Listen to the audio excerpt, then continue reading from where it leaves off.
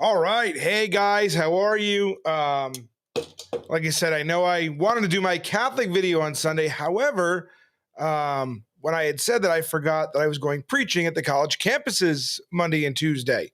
So we had left here Sunday morning to go, to go down there to preach those college campuses, and it was this video is kind of a follow up on that. In addition to just talking about the generalized college campus preaching. Now, I want to premise this by first saying I am not the expert when it comes to college campus preaching. That would be, Jed Smock, who's no longer with us, Jim Gillis, Cindy Smock. I mean, these guys are, they've been doing this for, gosh, decades and decades and decades. Whereas I've done it, I don't know. I mean, well, David reminded me the other day I've done it quite a few times, but still not to the level of where those guys are. So I just want to talk about my experiences, especially since, college kids today, they seem to be very different than they were back in the day. And I want to start off with this, and I'm going to play a clip here. Now, again, this is a clip in and of that is by itself on our YouTube channel. But, again, there's a lot of people watching our videos from different platforms and whatnot. And there's a new platform we're streaming on tonight. Unfortunately, I can't see within my software any comments or things like that yet. But I'm going to play this clip, so for those of you who are on the channel, and you might have seen this already, but I want to play this again, and there's a reason for it. So one of the reasons I want to play this clip is because street preachers are always told by a lot of others that, we're not really doing anything. No one ever gets saved by what we do. People just get mad. And that's true. People do get mad, and whatnot. But, I had an interaction the other day, when I was out there at Amarillo College, and I had a conversation with a young lady.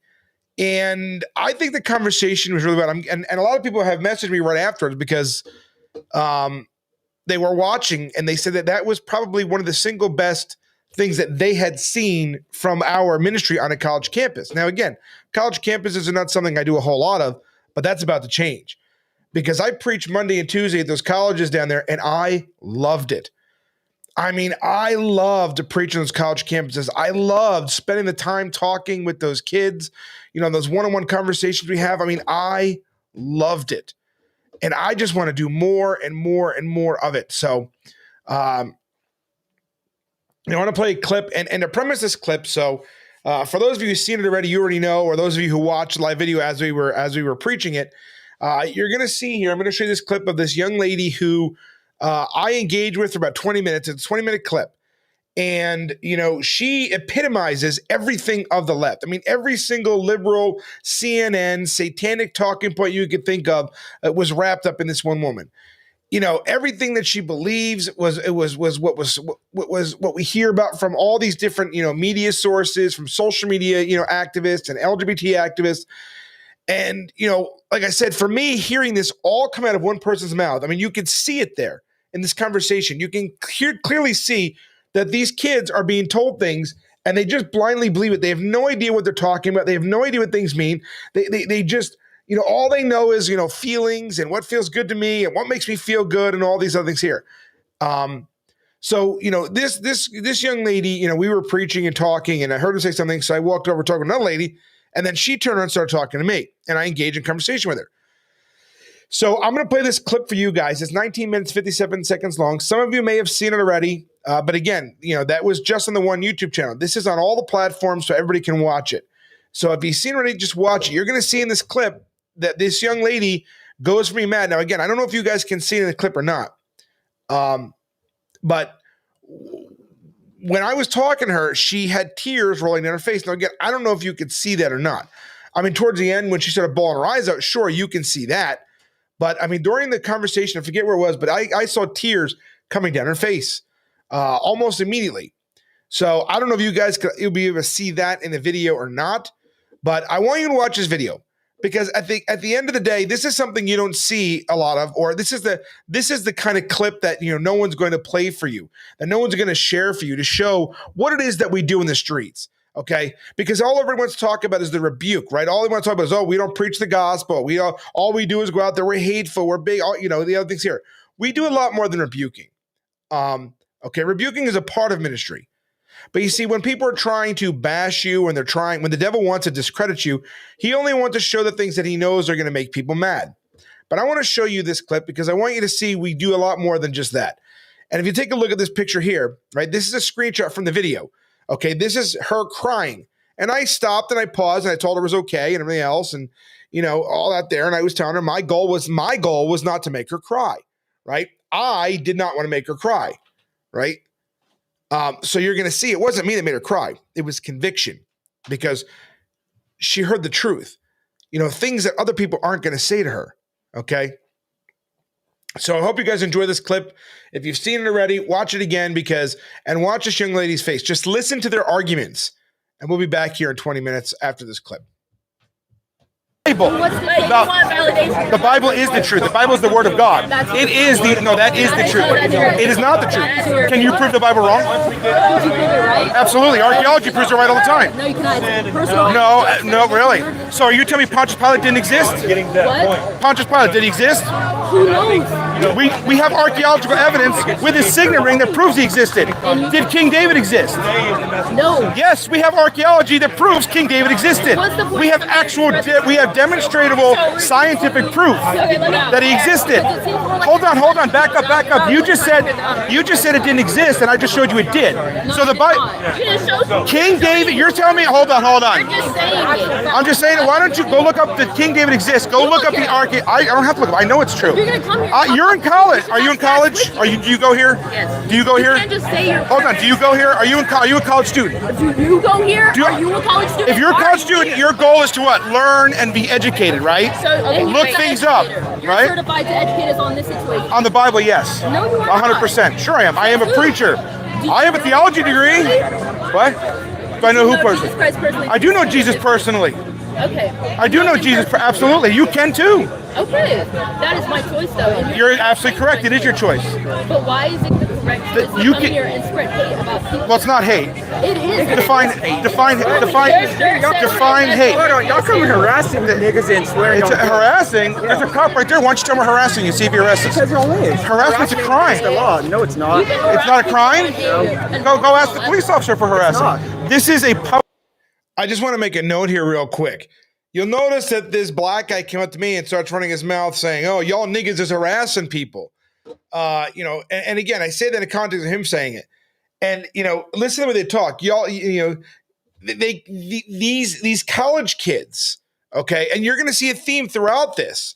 And my conversation with this young lady here and others around, if you watch the video, they can't even speak proper English. Now, I'm not saying, everybody's picture, I'm certainly not picture perfect in English all the time, but I mean, come on. And these guys come up and they, again, just watch because you're going to hear, how they say we're hateful as Christians, we're big into this, we're big into that, but just listen to how they talk to us. Listen to the language and the vitriol that comes out of their mouth. Walk, whatever it is. Public, a gym, nigga. Right? So, see, I don't talk like that. Your shirt is spreading hate, though. Why is it spreading hate? Define hatred. Do you know why I have this shirt? Because you want women to. Why do you have it? Why do I have it? Because when I was at the RNC preaching, I walked to a Subway, and my shirt said homosex is sin, and the lesbian Karen kicked me out and refused to serve me because of my T-shirt. That isn't hate. No, it's not hate. You don't define what love and hate are. You would refuse marriage, but you would refuse. No, that's not true at all. Listen. No, it's not true. If you were married to lesbian, you would refuse to marry. Yes, I'm a Christian. So she's allowed to kick you out Wrong. of her establishment. That's why there's a lawsuit pending. Wrong. Federal lawsuit. You can't discriminate against religion. Can't do it. Politics, sure. You want to discriminate against somebody who loves someone. Marriage is a religious belief. It is not. It's not an accommodation for you. It is not an accommodation for food, shelter, and anything else. See, how do you go to college and not know basic civics? How do you guys go to college and not know this? You're word vomit. Thank you. You're word vomit. No, I'm word vomit. If I tell you the truth, the law.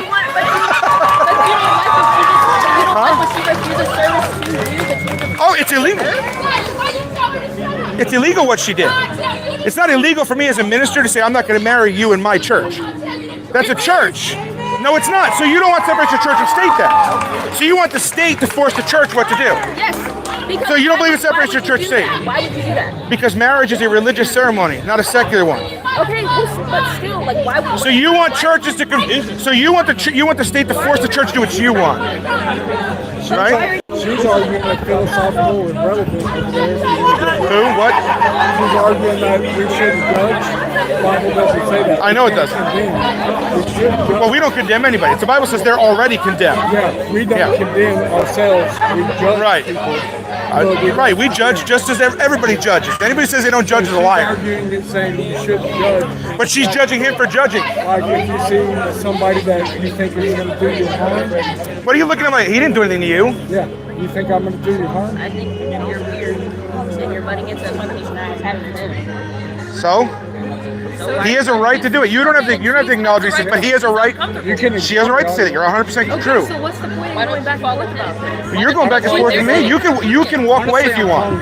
Both of you can. What you're saying, what she's It was. He's saying what he's saying. It was back and forth, was it not? It was for a second, Right. but then and there, she was talking to him. Yeah. She's arguing over judgment, saying thou shalt not judge. What did that He's allowed to. translate See, this is the problem when, you know, She's allowed to be uncomfortable. you are, but what's making her uncomfortable? I'm just curious. Is it, She literally said it already. well, I didn't hear it. Tell her again. Let her tell her again. What made you uncomfortable about him talking to you?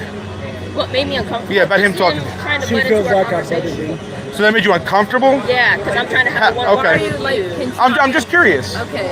I'm just Like, curious. well, Don't first read of all, anything he more than what is I'm saying. You don't have to. I'm letting you Okay. say what you are He saying. is a grown man. Right. You should understand why I would feel uncomfortable. I'm a grown man too. Yeah, and you make me uncomfortable, but I'm still. But you walked up, but I walked over here. What makes you Okay. feel uncomfortable? So the fact that I'm a grown man, Maybe Yeah. the fact that So you if said, there's a hey, let's go 18-year-old make me Yeah, I would. are you a I lesbian? would, yeah, I would. But you're not, so how? What do you care? speaking for her in this moment because Well, I mean, I think if I made him by him. I don't. but if she don't like it, she can walk away. That's her right. Okay. Well, It is, right? Yeah, it is her right. Physically harm any women Okay, but how am I supposed to know that? I don't know you personally. because you should assume the good people. But I don't. They only assume the good in their own group. Everybody else is How am not I good. supposed to assume the good in you when you're wearing a shirt like that? What? So they said, hey, lesbo, make me stay. I just told you the context of it. Well, But the context doesn't matter. You still Sure it does. spreading hate against lesbians. Sure. Still spreading hate You know what? against My wife is the one who made me the shirt. My wife, who's a woman. Okay, what does your wife have to do with me? Well, she's a woman, made it. She has no problem with it. She's a woman, so she Okay, but that's is she bad too? Is she a lesbian? No, Okay. of course not. Okay. So if she wore it as a grown woman, would it make you upset? Yes. You'd be uncomfortable with her? Yes. Because she's a grown woman? Yes. So grown people make you upset. Are your parents grown people? I mean, yes, they. Do they are, make you but uncomfortable? Sometimes they can. Just because they're grown adults? Yeah. If you're in my face shouting at me and you're a grown man. I'm not in your face. I'm a good, 3-4 feet away from you. Okay. Natural distance. But if I'm not you are trying- in my face. Well, I'm not in your face. Okay, but I'm saying if you are. But I'm in my not. face, But I'm saying if you are. Okay, but I'm not. So But I'm that's saying if you irrelevant. are, But you're still a grown man. Right. So the fact that I'm a grown man, so if you and I were in a grocery store and you were getting milk, whatever, and I walked by you, you'd be uncomfortable just because Yes. I'm a grown man. Yes. Do you understand the problem there? No. Do you understand you're going to be a grown adult someday? Okay. So are you going to make yourself uncomfortable? And I understand that I could possibly make somebody uncomfortable because. That's literally retarded. Okay, don't say that. It's retarded. Don't say that. I will say it again. It's retarded. For those I thought it's level. Oh, that's a very derogatory Well, the word. ones that According to who? Who sets the standard on what's derogatory and what's not? You? They, them? Didn't you just say Jesus is what Well, says- Paul you called just people say that stupid word? 3 times. Stupid is not on the same level as another. Do you know what retarded means? Do you? Of course I do. Okay, Somebody so why who's are you using dim-witted or it slow. Do you know that about her? Did I call her retarded? Yes. I did. Or did I say what she said was retarded? Okay, that's her belief. There's a difference. So, Do you believe? You think my beliefs are stupid, right? Yes. That's fine. I don't care. You see the difference? I don't care. Huh? I have no respect for people that don't respect anybody else but themselves. So you think we don't respect anybody else? You certainly don't respect him or me. Absolutely. There you go. So why should I respect you? Why are you talking to them? Well, you asked the question. Anything she said. You asked the question. you were just I told you why we're here. To preach. Her answer. No, we're not trying to. We are. And I think we're doing a pretty good job. Preach at church. Why don't you send out invitation tag, open invitation, come It is no invitation. That's why we're talking. No, it's not. You just showed up. But you came over here to talk. Us showing up is literally an open invitation. No, you don't define what hate is. What is hate? Define it. What you're spreading right now. What is it? Define it. Give me a definition. You're trying to force these things on the other. But you just said you want to force the church to do what you want. So does that make you hateful? I guess so, but I'm just. There you go. So thank you for admitting it. At least I appreciate What I that. want the church to do is not hateful. Well, it is. You want to force the church to do what you want, and then say it's hateful when you're saying I'm forcing because I'm talking to you. Because You're a hypocrite. You don't want people to love naturally. You don't. There's no such thing. You can't love if you're gay. Like her, It's not love. It's lust. It's not love. No, it's not. It's not love. You think it's love because how you feel, right? Everything about your lifestyle is about how you feel, what you get out of it. Love is not about yourself. It's about other people. What you can do for others, not yourself. And it's a choice. Right or wrong? No. Really? I'm wrong. Prove it. Prove me wrong. You love for other people, but you can't What? love for other people. What do you can't do love for I other said people? You can if you love for Right. So what does it mean to love somebody? Give me a definition. I'm sorry. Say that again. I didn't hear. I'm sorry. Does anybody have a true definition of love? Yes, we do. But that's what I'm asking you. It's a deep feeling for someone you are close with, that you feel these emotions for. Okay. Deeply, sentimentally, intimately. So love is about your feelings. It's about everybody's feelings. Well, not about you. Hold on. Let me finish. Let me finish her. How do I love my wife? Number one is by providing for her, by taking care of her, making sure she's safe and nothing happens to her. Okay, so you don't think... My love for her is about her, not what I feel. Okay, so you don't think homosexuals can do that for their partner? No, I don't think you can love somebody because God says without truth, there's no love. And there's no truth in homosexuality. Homosexuality is a Why lie. do you think there's no truth? Because homosexuality is a lie because you think it's natural. It's not natural. Because it is a lie. Do you know the highest divorce rate in this country amongst any other is lesbians? 70% of lesbian marriages end in divorce. Why? Because they don't love each other. Why do you think it's a lie? Because it's not natural. It's a perversion of nature. And there's no truth in it. The only truth is that, a guy says, I want to have sex on his butthole. That's the only truth that they do. And it's because they are perverse and wicked. What's natural to you? What's natural to me is... What do you think natural is? No, I don't think what's natural. What is natural is that a man and woman together that can create human beings, right? Lesbians, homosexuals, they can't create life. Matter of fact, if you're, and I'm assuming you're probably an atheist or an agnostic at the very least, right? So, are you an atheist or agnostic? Okay, atheist. So you believe in natural selection and all that? Yes. How could you be gay and believe in natural selection? Natural selection means that the strong survive so you can pass on your genetic material to the next generation. If you believe in natural selection and are gay, wouldn't that be natural selection trying to keep you from reproducing? In other words, it should have weeded itself out. Right. Because So gay is not natural. if you believe in natural selection means that the strong survive, right? The whole point of it is you pass on your genetic material, the strongest of us, to the next generation, right? Yes. So if you're gay, wouldn't that be nature's way of trying to stop you from reproducing because you can't with another woman? Wouldn't that defy, if you believe in natural selection which says we don't want you reproducing? That, right?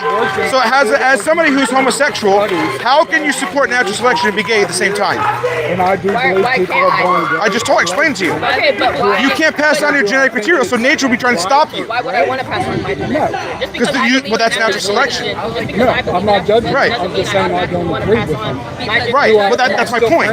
Is that nature is saying to you, if you believe in that, I don't believe in natural selection, but if you do, then nature is saying, I don't want you to reproduce for a reason. What would that reason be? Do I think it's wrong? Yeah, because Yeah. If nature is trying to stop you from reproducing and you have no desire to reproduce, right? Because humans naturally want to reproduce or else we die. That's it. That's the end of the human race. They are. So if nature is putting it in you to not have a desire to condemning, push your genes to the next generation, wouldn't nature be saying, I don't want you to reproduce? And if that's the case, why would nature not want you to reproduce? Well, there's only one reason, natural selection. Because nature thinks that your genes are the weaker of the genes and needs to be weeded out. Right? So I'm asking you a logical question. I don't believe in natural selection, but you do. So how could you support that position and be gay unless you don't care that you believe, unless you agree that yes, you're weaker and your genes should not be passed on? I don't think that I'm weaker. I just don't care about passing on. How do you know? Okay, you're not understanding. So what I'm saying is nature is saying that, right? Yeah. So you have no. So what I'm saying is you don't care that nature says that. You agree. No, I don't care. But you said you believe in natural selection. I do. But natural selection is telling you not to reproduce. Okay. Which means natural selection doesn't want you to pass your genes on. Okay. why would nature not want you to pass your genes on? What do you mean, why would nature not want me to pass? So natural If I'm asking nature, hey, why wouldn't you want me to pass my genes on? Yeah. It's the law of natural selection, Yeah. right? The propagation of the species. But That- I'm confused how you would want me to answer. Well, I'm asking how you can support the position of I support natural selection and then say that being homosexual is natural. If you believe it's natural, then that means that you have to agree that nature's trying to weed you out. Okay. Got it? I see. Okay. I just think that these feelings that we all get whenever we like somebody, we can't deny them. I mean, we can deny them if we really try, but at the end of the day, it's all still there. And you just love at the end of the day. You love your wife because you love her. You love your wife because you want to provide for her. I may love my girlfriend because I want to provide for her. But what do you provide for her? Love, unconditional love. Maybe one day we want. But all love is conditional. Because if she pisses you off and you break up, you're going to stop loving her. Your love for her is conditional upon what she does for you. That's every human being, right? At some point, most people, if they break up, they stop loving and they move on. So love is conditional, right? And I don't know why you're crying. I'm sorry if I'm making you. So it was the truth about what love is because she has no idea what it means to love somebody else, and this is what did it. That's not my goal here. I'm just trying to have a conversation to help understand. That's all. Are you okay? Here, kid. No, it's okay. No, it's okay. I choose to love everybody. I just, If they piss me off, I don't know. It's okay. if they piss me off, I understand that we have differences about who people love and how they choose to love or whatever. But at the end of the day, I just think that accepting people for who they are is so much easier than what we're doing now. And but we were talking normally, and my goal is not to get upset. And if you're upset, I'm sorry. That wasn't my goal. Right. I just, it's just, yeah, I don't know. I think it's disappointing that there is so much of this in the world and that we can't all just come to an agreement and say, hey, you have your differences, I have my differences, let's live in peace. Instead, And I do, and we are peaceful. Right. Just because we don't agree, and I do preach loud, and I do preach what some people consider harsh, doesn't mean I want any harm to come to you. right. I don't want anything. Matter of fact, if somebody came right here, I would take a bullet for you if I had to. You may not believe it. See, you make a face like that. You said something about the dog earlier. Right. Why would you say that? What do you mean why would I say? Because I don't want her to die. I don't want you to die. Okay, but you don't know. So what? What if she committed a crime? So what? So now, Does that mean she deserves to die for it? earlier you were talking to someone else about how Jesus loves corporately. And Yeah. you could say you love this dog, but you don't actually know it. How is it any different Corporate, for right. life? She's a human being. So it's different for I don't want her to die. So it's Period. different for animals. What? Animals don't have souls. Animals don't, are you saying that animals have the same worth as her? Or you or me? They don't. I see what You're saying. worth more than an animal. That's the point too at the end of the day. See, Jesus values your life and my life more than animals and plants and things like that. But he does. But I don't think He does. died But for if- you. But if I love her, then he doesn't. That's But what I'm okay, so, saying. no, that's not what I'm saying. So here, see that's what the world says. The thing is Jesus Christ, whether you're homosexual, fornicator, drunkard, alcoholic, all these things. Homosexual is not the only sin in the Bible. I'm sure you know that, right? That's just one sin. It just happens to be the one that the world is trying to push everywhere right now. But you don't see people having adultery pride parades, right? Or meth head parades, or pedophile parades, right? And I bet you and I would agree pedophiles probably should be put to death, right? So nobody's pushing that. It's only this sin. All sin is bad to God. Whether you're a homosexual, whether you're a drunkard, whether you're a fornicator, it makes no difference. They're going to the same hell. So I don't want you to think we're just picking on gays, because we don't. But Other Christians, I preached at the Southern Baptist Convention when they were abusing women. I stood outside their convention with a bullhorn and I blasted them for doing it. So don't think it's not just... I think this is more on the case of the signs you'll have. The what? The signs Yeah. of the church. Do you know what okay, so I'm going to tell you straight. This is what we call bait to elicit conversation. Is that not me thrown away? 'Cause No. It's deception. It's not deception because so I gave you the context of the shirt, which we thought was funny because of what the woman did at Subway. That's the point of it. It was funny, and You guys noticed it, and it started a conversation. Exactly, but it's deception. It's not deception, because how is it deception? You're saying you're having this, Right. and it's showing a message, Right. And then when people are asking about the message, you're saying it's something else. No, I'm not. That's exactly what it says, is because the lesbian at Subway didn't want to make me a sandwich. Okay. So that's what it is. So it's not deception. To me, it's funny. You guys probably don't find it funny. But you're saying it's fake. Right. Because you know what people will think. Well, no, because when you go fishing and you put a worm in a hook and throw it in there, it's still a worm. It's not deceiving. You're going to give the worm to the fish. Just so happens you're going to catch the fish and do whatever. It's what it is. Yeah. Which is hateful. It's not. So again, you have to define what hate is. Okay. See, if you ask me what hate is and I ask you, we're going to have different definitions. Sure. Whose definition is right? Mine or yours? See, this is why even the Supreme Court says nobody can really define it. Yeah. Because otherwise, that means one group gets to say and the other one doesn't. Mm-hmm. You know. So how do we together come to a definition that we can all agree on? Right? There has to be some source or some methodology that we can use to agree what is hateful. Because I'm sure, like you said, I'll bet you and me all agree together that anybody who murders another person, that's hateful, right? Or if somebody sexually assaults someone, that's hateful. We can agree on that, right? I think you have to be a pretty hateful person to do that to somebody else, to try to harm physically somebody. Sure. I don't think you can claim that person as. What we're talking It does. It does, because what I'm saying is that there is a definition that we can agree on. There is a standard of hate that we tend to agree on. The differences are in how we feel about certain things, what determines. So your definition of hate is, if you say homosexuality is a sin, that's hateful. I think saying it's a sin in order to try to save you from going to hell is the most loving thing one can do to somebody else. It'd be like if a truck was coming down this road and you didn't see it, right? It's coming behind you, and I just came and tackled you out of the way. If you didn't see that truck, you're going to think I'm a jerk off for putting my hands on you and putting you away. And you would probably hate my guts until you saw that truck and realized, oh. So you may not view we do it that way, but that's why we're doing it. Because we don't want you to go to hell. What you're trying to do, why do you think doing this, like the shirts, the debate, the stuff, why do you think that's the most effective way to go about it? It's not. It's effective for us. It's not the only way. Okay, so There are multiple ways to do it. This way? Because this is the way God told me to do it. That's but Just because he didn't tell you to do it doesn't mean he didn't tell me to do it. I know, but like the shirt, man, like So what? That's got.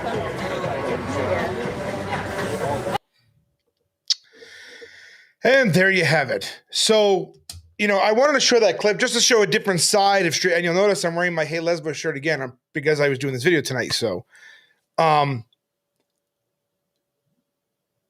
you don't see a lot of those conversations unless you're watching the live video with us. And where I was going with the hate definition obviously was because I was going to point to how God is the one who decides morality, what love is, when hate is, something else, but they walked away, right? It's always one person that pulls the person you're talking to out of it. And I agree. That young lady that bawled in tears, look when she started crying. When I started telling her, when she realized for the first time in her life that, what? She doesn't know what love is. See, without God, you can't know what love is. It's impossible. So if you claim that God is love, right, and then say you don't believe in God, then you can't possibly know what love actually is. And, and that's what I was saying to her was, that when you break up with somebody, right, and you no longer like them anymore, and all of a sudden, you dash up to somebody else, you forget about the person. Matter of fact, a lot of women are very vindictive, right? A lot of women want to, do things to purposely go the way to harm the person that they feel hurt them or what have you. So that love that they claim is unconditional is not unconditional, okay? It's only conditioned upon as long as you continue to make me feel good, whether it's physically, emotionally, whatever. The minute you stop making me feel good, I no longer love you. You see, because that's what love is to these people. Love is all about what you can do for them. I know you love me if what you say or do makes me feel good about myself, okay? The problem with that is not love, okay? There are things that we can feel good about ourselves, sure. But at the end of the day, love isn't about that. And in that moment when I was telling her that, you see, that's when she bawled. I don't know if you could see beforehand the tears, like a little bit here and there coming in her face, nothing crazy until that moment. She was convicted because in that moment, she couldn't disagree. She doesn't know what love is. And I felt for her in that moment. You see, when you guys see it on video, it's different than when you're there face to face with the person. It's very, very different when they're crying like that in front of you and they're being vulnerable like that in front of you. Okay, that's why I said, "Are you okay?" And I let her know it's okay. It's very different. than when you guys see a video. You guys watching a video and you immediately want to go up and hug that girl. We can't. You can't just go up and hug her because then you'll snap right up because she's going to get defensive and mad. She said her parents make her uncomfortable sometimes. Older men and women make her uncomfortable just for the simple fact is they were older than her. So there is a method. Now, if her friend wasn't there, yip yapping in my ear next to her, I probably could have had another 20 to 30 minutes with her. And ultimately, I'm willing to bet that she could have started that conversation about repentance in Jesus, and we probably would have carried on after the fact. So when you guys are praying tonight or tomorrow, the next couple of days, make sure you pray for that young lady, because that conversation was one of the most fruitful conversations that I've ever had with somebody. She sat there for a good 20 minutes and she lost it in front of me. She was vulnerable in that moment, and I appreciated that, again, because that doesn't happen a lot, but those conversations and those moments like that, you don't ever see that. You don't ever see those videos. You'll never see somebody who hates your guts, for instance, saying, you know what, I think so-and-so did a good job in this moment here.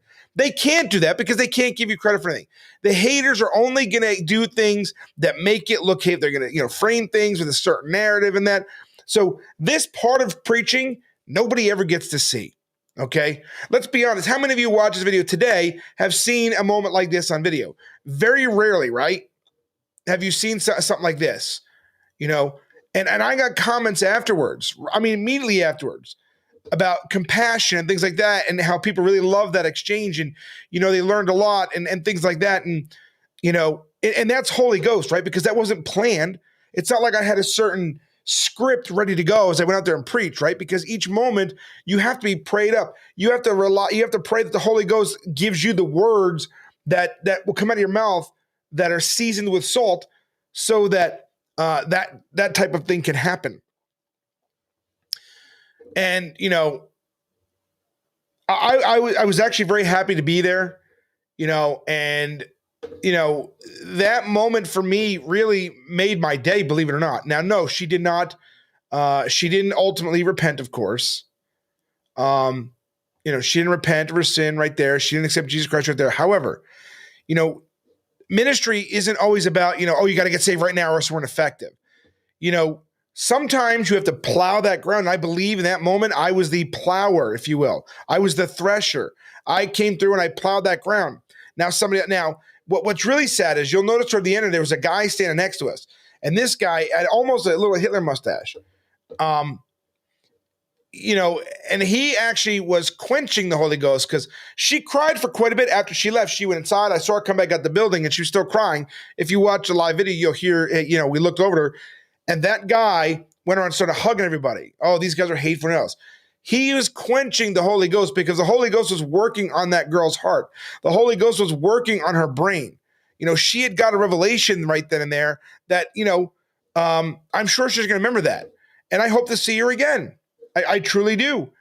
And the next time I see her, we'll be engaged in more and more and more and more. So,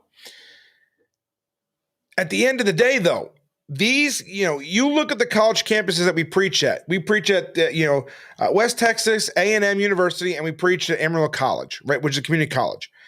Go look at those two videos, and they were night and day, okay? You go to West Texas A&M, which is a 4-year school, right? And I don't want to say this to be mean, but it is what it is. Those kids tend to be a little bit smarter. They were more mature in the way they handled things. You didn't see a lot of they-thems coming out screaming like you did at Amarillo College. They were more reserved. They were more apt to have conversations. Were there a couple that got mad? Sure, and screamed? Yeah. But for the most part, it was very civilized. We actually laughed a lot. There was a point, I shut the camera off, but you guys didn't see afterwards. We were laughing with the kids and everything else. Like, we didn't want to leave. None of us want to leave. We were having a good time with talking to the college kids. But then you go to Amarillo and you see, the blue hairs, and you could tell it's the people that, are being taken advantage of. It's people that don't have as much money as, say, the students that go to West Texas A&M. And you can see they're the ones who are being groomed even more to believe this stuff. Because if you look at the video, you'll see these college kids. And the thing is everything they say, and I want you to realize this, everything that they say literally is about how they feel. Everything, their entire worldview, their entire belief system is contingent upon how they feel in that particular moment. It's why you guys, when you see me preach, I always ask the question when they say, oh, this is hate, this is hate. Can you define it? Can you define what love and hate is? Right? Now, you guys have been watching me long enough to know I've asked that question for years, hundreds and hundreds of times a year, and nobody can give me an answer. Nobody. And as you saw that young lady there, when I told her, what does it mean to love? I said, so what she viewed love was about her, how she felt about what somebody else did for her.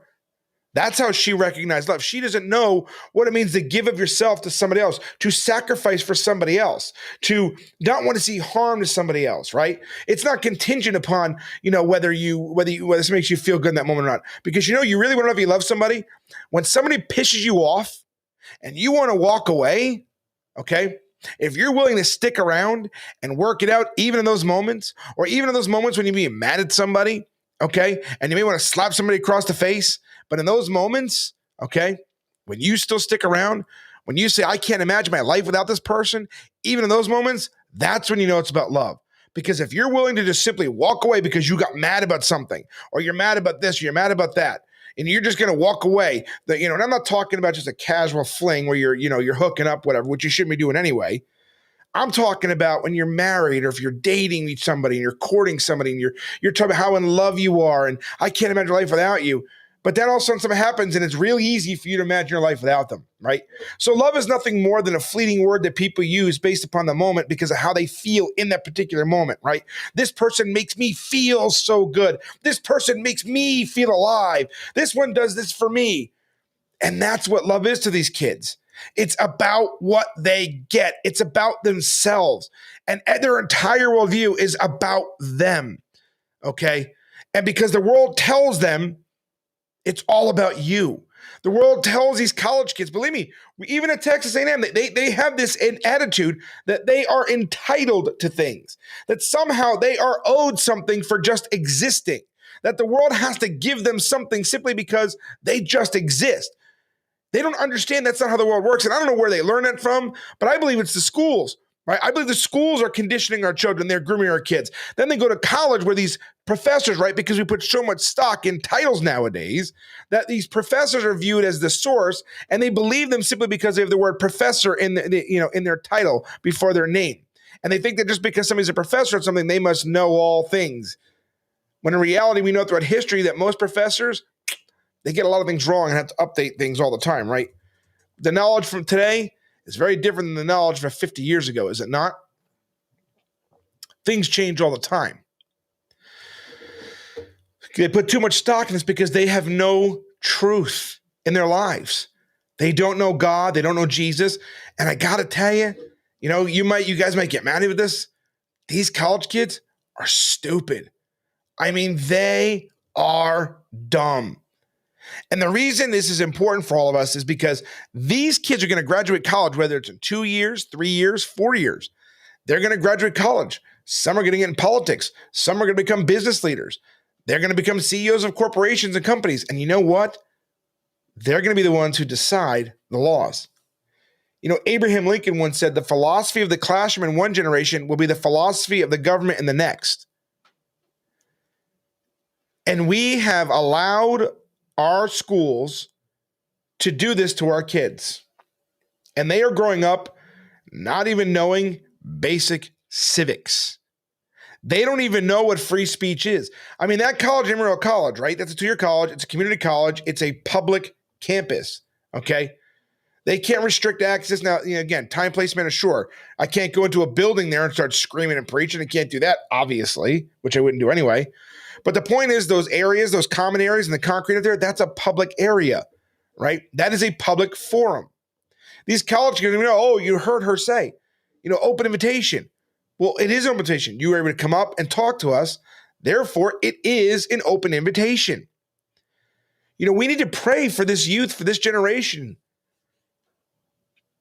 These college kids, they don't know They are so brainwashed and they are so groomed. They are so evangelized by the world because that's all they ever really know, right? Because think about it, in the churches today, all right, and if you go back with video, we had discussions about this. How many mainstream, big-time, millionaire pastors have had sexual sin in their life? They'll tell you not to do X, Y, Z, but then what happens is you find out that they're sleeping with 12-year-olds. You find out they're trying to meet up with teenage girls in hotel rooms, or they're cheating on their wives, right? Or they're, they're getting caught sleeping with their wives. They got hundreds of millions of dollars. Meanwhile, everybody, their congregants are worrying about where am I going to put food on the table next week. You're living paycheck to paycheck, worrying about, I got to have ramen noodles for dinner tonight, or mom goes out without dinner that night, dad goes without dinner that night. The Bible tells us as Christians that we're supposed to be the ones to do this, and we don't do it. All right, we have to really be honest with ourselves here, okay? These kids see this stuff. We think they don't. I mean, they're stupid when it comes to civics in the world, sure, but they're not stupid when it comes to what they see. They're not stupid because they see a church out there that's supposed to be this, and because they have been told that love is whatever they believe, and the church has capitulated to that when they really see somebody who cares about them, when they really see somebody who wants better for them, they don't understand what it is. Because the church, who has the moral authority on this earth, the church, which represents Jesus Christ, has failed in our duty to preach the truth to these kids. Instead, we've pushed our kids off in the schools thinking that, my kids there, as long as they're not smoking dope or getting knocked up, I'm good. We've allowed the world to be babysitters to our children because we're too lazy to get involved in things ourselves. Because we don't care. As long as you're not getting D's and F's not being held back, most parents don't care. They don't give a crap, right? And then you wonder why things are going so badly. And we live in a world now where you have liberal women on TikTok literally encouraging women to divorce their husbands, to break up their families if they have children, if they vote for Donald Trump. They're willing to burn the world to the ground just so they have the right to kill their babies. Because at the end of the day, that's what it's about. It's about women wanting to murder their children. That's why so many women vote Democrat, because they literally want to kill children. If abortion wasn't an issue, they probably wouldn't even care. But it all comes down to wanting to be whores and sluts and then cry on social media when nobody wants to marry you. Because when you're in college, sleeping with 50, 60, 70 guys, and you guys sleeping with 50, 60, 70 women, somehow we think that's a good thing. And we're taught today in the world that if you ask somebody their body count, that somehow we're wrong for wanting to know that. Somehow if you want to know if some girl has every STD from A to Z, somehow we're wrong for wanting to know that.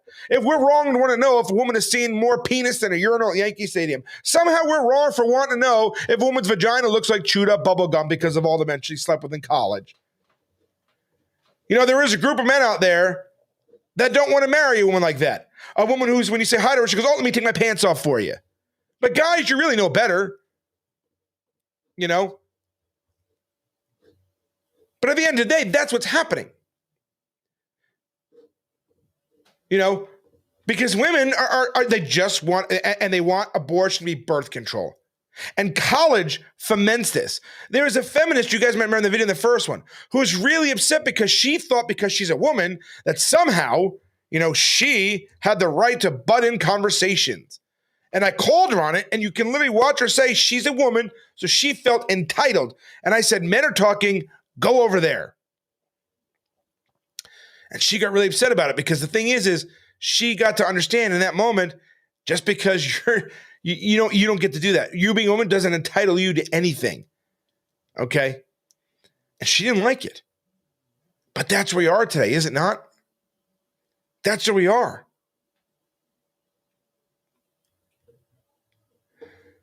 These college kids, I'm telling you, I've heard going to these colleges, it's like listening to CNN. It's like listening to The View. I kid you not. Okay? Because if you listen to these college kids, every word of their mouth is an obscenity.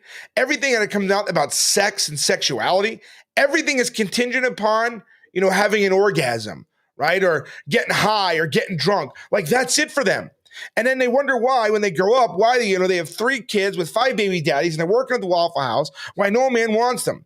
There was a woman literally crying on TikTok the other day. She's like, I'm 31 years old. Why am I not married? I am ready to be wifed up. I am ready to give a man babies. Why am I not married? And then makes another video talk about how bad men are, how she wants to be in charge, how she is intellectually whatever, and she wants X, Y, Z. Let me tell you something. Women that are 5s ain't going to get a man that's a 10. And you men that are 5s aren't going to get a woman that's a 10 either, okay? All these women think that, you know what? Okay, so fine. I slept with 650 men. Now I'm ready to settle down. No man that wants a family wants to settle down with a woman whose kids are going to find out that mommy did OnlyFans one day, or that mommy's going to go to college and find out she slept with every fraternity on campus one night. No man wants that. No man wants to marry somebody like that, right? Why would anybody want that?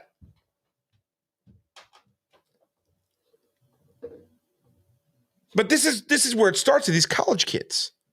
You know, kids used to go to school to learn, to be educated. Now it's about partying and hooking up and, oh yeah, maybe I'll go to class and maybe I'll learn something today. But these college professors, they hate Christ. And that hatred for Christ, that hatred for truth, that hatred for morality is being preached to these kids on college campuses, that when a preacher shows up and you say that homosexuality is a sin, they think it's hate. But it's funny because if I said pedophilia is a sin, they'd all agree.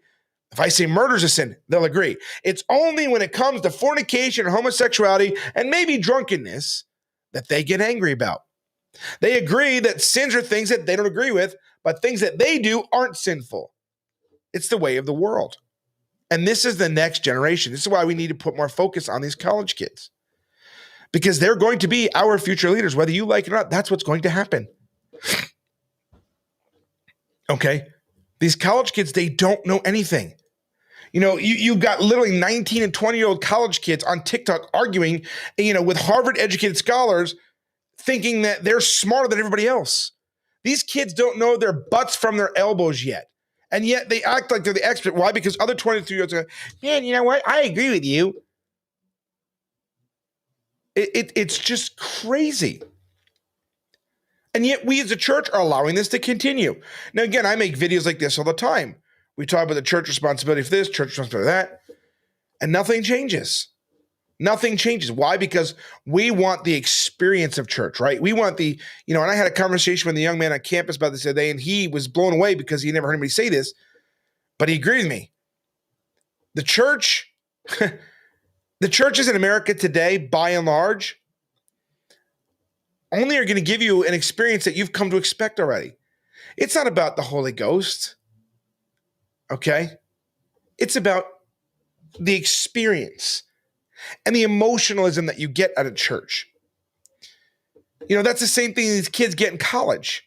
Why should they go to church when they get the same emotional highs, that temporary emotional fix from doing the stupid things they do in college? What's the point of going to church? It's just as hollow and just as empty. So would they rather go to church or they rather go out and have a drunken orgy with their friends?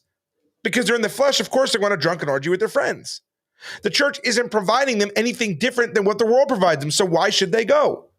You got preachers out there that tell these kids, Jesus loves you just the way you are. I'm no better than you. I'm still a wicked sinner, but you better stop sinning.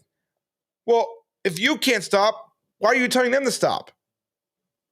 You see, preachers think we're so smart. We think we got everything all together. We think we're so wise, and we think that, you know, whatever. We don't realize that these kids, unless you have children of your own, are watching everything you say and do.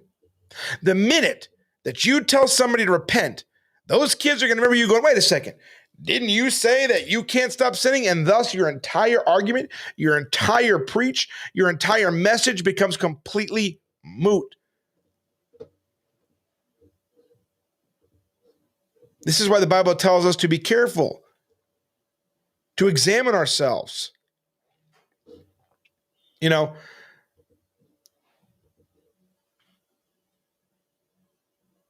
this generation up and coming is so sad seeing them. Because, you know, and I made this argument with them too, is, you know, the reason they seek constant validation is because they know it within themselves, because God put this in there, right? God put the desire to know him in there. And these kids, these people, They're just trying to fill all of that with something else, temporary thing, and they get a temporary fix, just like go to church, right? Church is like a drug, right? We go to church on Sunday. Oh my gosh, the praise and worship was amazing. I mean, Pastor said we're going to have an awesome, amazing service this week.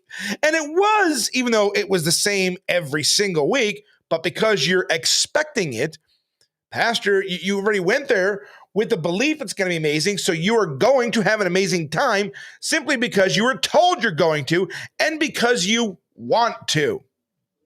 Okay? It's an emotional high. But you got to go back the next week to get it again, because that's Monday and Tuesday and Wednesday. Go take a look at your Facebook feeds of the church crowd and how fired up and how awesome they feel on Sundays. And Monday, by Wednesday or Thursday, oh, the devil's really attacking me. I can't take it anymore. I'm so looking forward to church on Sunday. Because all that high they got is worn off by Wednesday, Thursday. Now they're going back to church on Sunday to get it again. And by Wednesday, Thursday, the next week, it's again and again. So they go to church on Sunday, they get that emotional high, they feel like they're lifted up, they feel like they're this, they feel like that. You know, then all of a sudden, come Wednesday or Thursday, it's all gone. They go back, they think that God's delivering them all over again. Now they're being attacked again. Now I got to go back to church again. It's literally, you might as well just be a crackhead. I mean, that's all you're getting out of there. Right? You got to keep going back for your fix. You got to keep going back because by Wednesday and Thursday, you're completely drained. Why? Because there's no Holy Ghost in that church. Why? Because you're not getting spiritually fed. You're getting an emotional high. And just like every other drug out there, it only lasts for so long, then it wears off, and then you got to get more. And then all of a sudden, the church becomes boring to you because it's the same old thing. Then the pastor's going to get more creative and get more crazy because you got to keep doing that, just like drugs, right? Soon you start with pot. Pot ain't good enough. Then you move on to cocaine. Then cocaine's not good enough. Then you got to go to harder drugs to get that high. You got to get higher and higher. And it's the same with the church.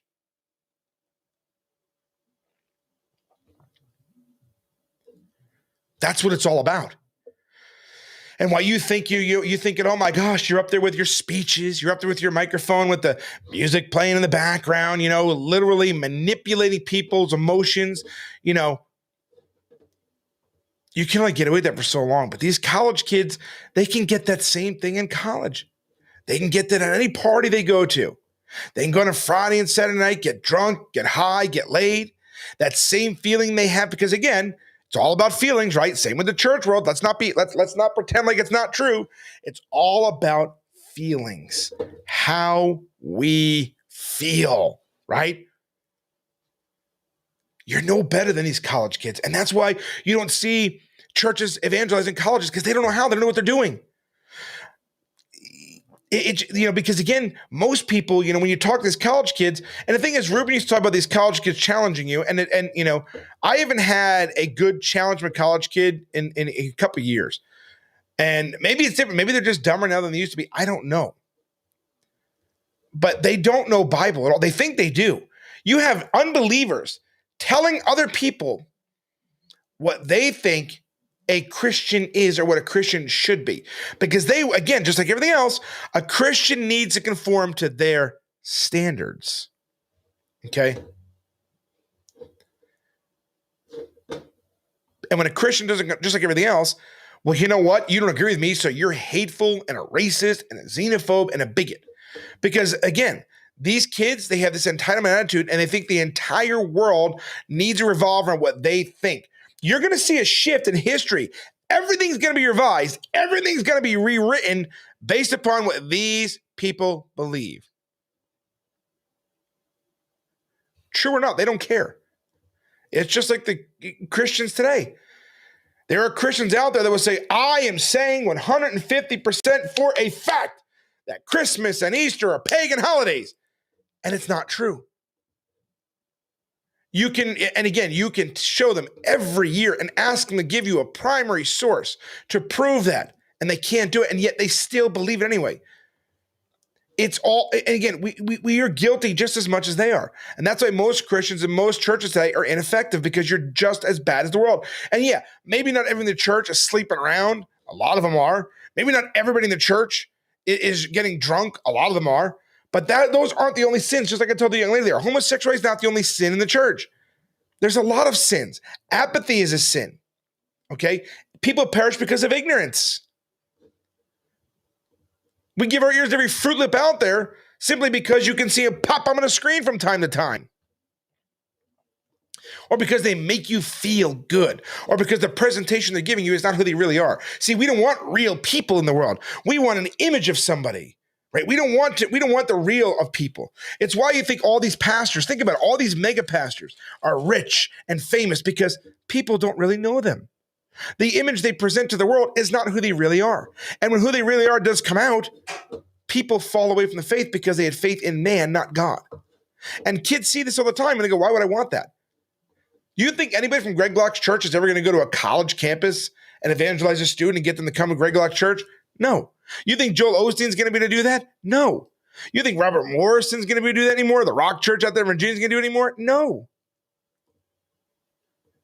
You think the Demon Slayers are going to do that? No. They're too cowardly to go to college. They're afraid they're going to get beat up by these kids, even though they're not. We like to sit in our air-conditioned buildings, our nice plush chairs, and wait for the sinners to come to us. But all that really happens is people just church shop. When they get bored of the one church, they go to the next one. That's it. It's not sinners getting saved, continue to go to church. It's just Christians going to different churches. Greg Locke's church is not, as big as it is because of sinners being there. It's because of Christians that went there because they like the fact that this guy tore up his Target card in the Target parking lot. He didn't actually go into the bathroom or anything. He didn't actually stand outside with a board. And he just got on video in front of a Target and said, "Rip my card." And you see, when people see it, like, wait, I don't have to actually do anything. I don't have to confront anybody. Shoot, I can do this. And that's what they want. They want excuses. But we're going to pay for it. We are paying for it. Mommy and daddy, if you're watching this and your kid's at college, do you have any clue what that child of yours is doing on that campus? A lot of us preachers know, the ones that go out those campuses, we know because they tell us. Have you ever watched a street preacher's videos? If your kids go to a college and all of a sudden you see a preacher video pop up with a title from that college in the video, maybe you should watch and see if your kid's there. After all, Dad, how much money are you paying for your daughter to go to that college only to wind up becoming somebody's slut? Aborting and murdering their babies in the name of convenience. Daddy, you probably have no idea what's going on. How about you with your son out there? Gonorrhea, syphilis, right? This is what you're paying for. Do you know what your kids are doing there? Do you believe what your kids say that, oh, everything's good, we're studying, we're working hard, whatever else? Do you believe that? Because I can tell you this, that's not what's happening. These kids need a dose of reality. See, the thing is they say we're hateful. Who cares what they think? I mean, do you need validation from them? They need validation constantly because they don't have a piece of themselves from God. Why aren't churches out there on these college campuses telling them the truth? See, I know there are churches I know there's Christian groups and things at these college campuses. I know because some of the kids came and talked to us. One girl even said, I'm a Christian and this just breaks my heart what these guys are doing. What's that? Because we're saying what the Bible literally says? Because we're saying homosexuality is a sin? Fornication is a sin? Because we're saying those things? It's hateful to you? A new convert? Why? Because you want to be friends with the world?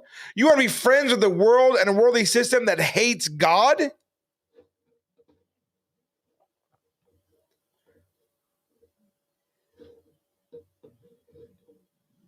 It's ridiculous. So, I loved going out there. I absolutely loved it. And we're going to do it some more. We are going to be preaching on college campuses more and more and more. We could have done more, but again, it all comes down to funds availability. Christians don't want to help support a ministry that goes out and does that stuff, right? The devil hates it. The devil wants it, whatever. It is what it is. So we'll do what we can when we can as we come up. I also want to let you guys know we had a new brother out there, pretty new Christian, came out with us, and his name is Donnie in Oklahoma. He's been out several times. He was out again today. out in Oklahoma there with Jim and Larry Street, where he lives. He lives pretty far on the east side there by the Arkansas, Oklahoma border. But man, he loved being out there. He's so fired up. He's like, I love this. The conversations, all these things here. I mean, he loved it. And he's a relatively new Christian. He wasn't saved in a mega church environment. He was saved out in the streets.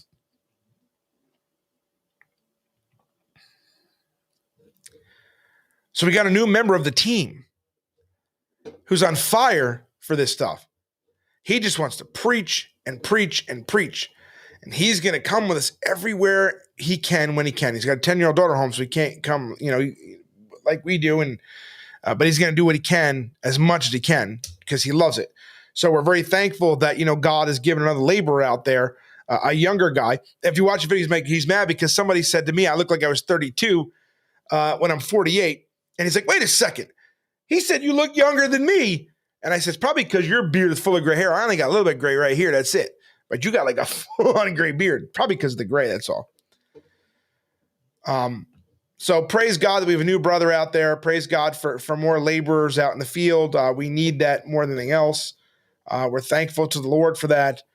But I do, I've been telling you guys for a little bit now that I do feel as though this, God is going to be pushing us into different areas, right? I've traditionally focused on events and things like that, but the college campus thing, I mean, I loved it. My favorite preachers that I've done were Tennessee Tech, years ago, and the kids, I sat down on a bench and the kids literally lined up to ask me questions and then go back and I love that. What I did today, what we did Monday and Tuesday, I love that. That I'm like, this is who we need to focus on. Because if we can get them there, that's the demographic that the LGBT's after, right? 18 and 34-year-olds. That's what we need. We need to target them and tell them the truth. And the thing is, you got to tell them the truth regardless of how they feel, regardless of what they say, because believe me, while they call you hateful for saying homosexuality is a sin, it's perverted, they'll call you every obscene name in the book and claim that they're loving and tolerant. They'll claim you're hateful. And you see, other Christians agree with them because they're angry, right? They think that when you make somebody angry, it's hateful, right? Because that's the way the world perceives it, right? Well, you made them mad. Well, but that's often what truth does. It makes people mad. You just don't understand that because, again, everything about you is contingent on your feelings. You can't feel anger. If somebody makes you angry, it's because they're being hateful to you, right? Because your feelings got hurt. Your belief system got challenged. You don't see us crying when I sit there and say, you effing this, effing that. Look, you guys know I'm not a thin guy. They make fun of me all the time for it. I could care less. I don't care. I don't care what they say. I mean, look who we're dealing with out there. Look at the kind of people we're dealing with. Okay? These people clap for drag queens that groom in front of twerk and groom kids. So we need to start praying and really focusing more on some of these younger kids, these college kids. And if you're a parent, I encourage you to get involved in your kid's school, whether it's grammar school, elementary school, middle school, high school, college. Get involved. Get involved, because if you don't, it's going to be really, really bad. All right. It's already bad. It is, but it's going to get worse and worse and worse. If you don't take an interest in your children's school now, if you fail to teach them the lessons that you need to teach simply because you're afraid of being mad at you, what you're not teaching them, the world is going to teach them. And the only thing they're going to know is what they've been taught by their peers. Their peers have an influence on them that you will never have on your kids, whether you like it or not. And when your kid goes up to college and you're not there anymore, we see what they do. So we need to take an interest in these college kids. And I just wanted to share that with you guys because we are going to be doing more college ministry. So keep us in prayer for those doors to be opened and all that. And if you want to help, fund that part of our ministry, again, down below. But I want to move on to something else real quick before we get off here tonight. As you guys know, Intuit, you've heard me mention it several times, TurboTax, Credit Karma, MailChimp, and QuickBooks. Again, if you're using any of the services, I would close your accounts and don't use them anymore because they are a woke corporation that hates Christians, persecutes Christians. They're evil, an evil, wicked corporation that, again, they want to make your life miserable. They want to burn your life to the ground if you will not comply with the they-them mandates. And I'm going to show you something that's on Pacer, okay? I'm going to show you a motion from the plaintiff in response to their motion. So Intuit made a motion to dismiss, right, Miss Watson's claim, right, the Christian that was fired. They made a motion to dismiss, and wait till you hear why. Wait till you hear their argument. It's just as bad as the lesbians' argument that says that their feelings should be the barometer by which we measure something as threatening or not threatening. Intuit, right? Large corporation, billion-dollar corporation, persecutes Christians, doesn't like it when they get sued, makes a motion to dismiss, and I'm going to show you the response from the attorney representing Miss Watson. And by the way, I just want to remind you guys that this woman still needs financial help a lot. And I know some people said they were going to give. I can't remember who it was, who said they were going to give when and where. But we're at that point now. And, I talked to her the other day, sort of, not about her case or anything, just in general, like how you doing type thing, because we're not discussing her case, her and I, anymore, just so to avoid any issues with because Intuit has a hard on for me. For lack of a better term, I don't know how else to say it. They're just sick and perverted when it comes to me. So I'm going to show you this motion. I'm going to read it to you on the screen here. Okay. Here's page 1. Actually, I got to put my reading glasses on because, so I'll read it to you guys as it's up on the screen here. Okay. So I hope you guys can read that and understand what we're dealing with. And pay attention here. Okay. Because you guys are going to get a kick out of this. You guys are going to love this, right? Watch this, okay. Now comes plaintiff Christina Watson and files this plaintiff's response in opposition to defendant's partial motion to dismiss plaintiff's second amended complaint and asks the court to deny the motion in its entirety. The summary of the argument, ready for this? Defendant, which is Intuit, argues without evidence that allegedly because 100% of Christians in the world do not all believe COVID-19 vaccines and identifying individuals with a gender inconsistent with the gender they were created with, Title VII does not protect Christians from discrimination in the workplace. Such a reading of the Title VII would render the statute meaningless. So what they're saying is because not all Christians agree that means that Christians shouldn't be protected in the workplace because they don't all agree. Well, homos don't agree either. LGBT doesn't even agree with the team most of the time. That's their argument, that without 100% consensus with each other, Christians should not be protected in the workplace. I want you to think about this case. This case is saying that you as a Christian, right, Intuit wants to be able to discriminate against you because of your religious beliefs. That's what they're arguing in a court of law, okay? Intuit, TurboTax, MailChimp, QuickBooks, okay? Credit Karma is arguing in a federal court that they should be able to discriminate against Christians who will not go along with the LGBT narrative because not all Christians agree. So what they're saying is that the Christians that agree with us, which are not Christians, by the way, we won't discriminate against them because it's all about the gender and the sex stuff. And if you don't agree, then the government, then those Title VII protections don't apply to you. That's their argument in federal court. That's what they're trying. That will affect every single person watching this video and everybody not watching it if you're a Christian. The devil is out there trying to attack you as a Christian. And you Christians that are sitting on the sidelines, you know what? If she loses this case because none of us can help and pray and do all these things, you don't want to support guys like us? I had my free speech case. Praise God, I won. They tried to make the Bible hate speech. Now they're trying to say we should discriminate against Christians who wouldn't take the shot and who would not, who won't use the gender pronouns. If she loses this case, this becomes case law, and you'll be fired if you don't comply with somebody's gender mental illness. Do you understand that? This is important. So let's hear the defenses. Let's hear their Miss Watson's argument.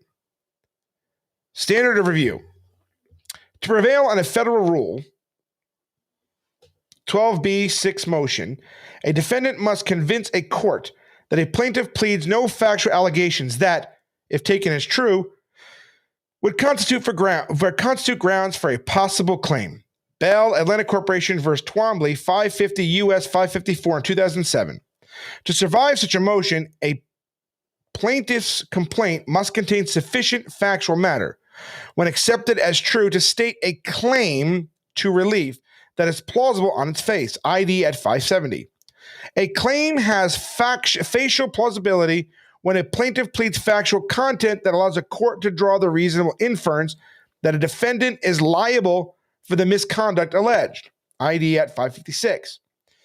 The plausibility standard is not akin to a probability requirement, but simply asks for more than a sheer possibility that a defendant has acted unlawfully, right? ID also Ashcroft versus IQBAL 556 US 662 in 2009.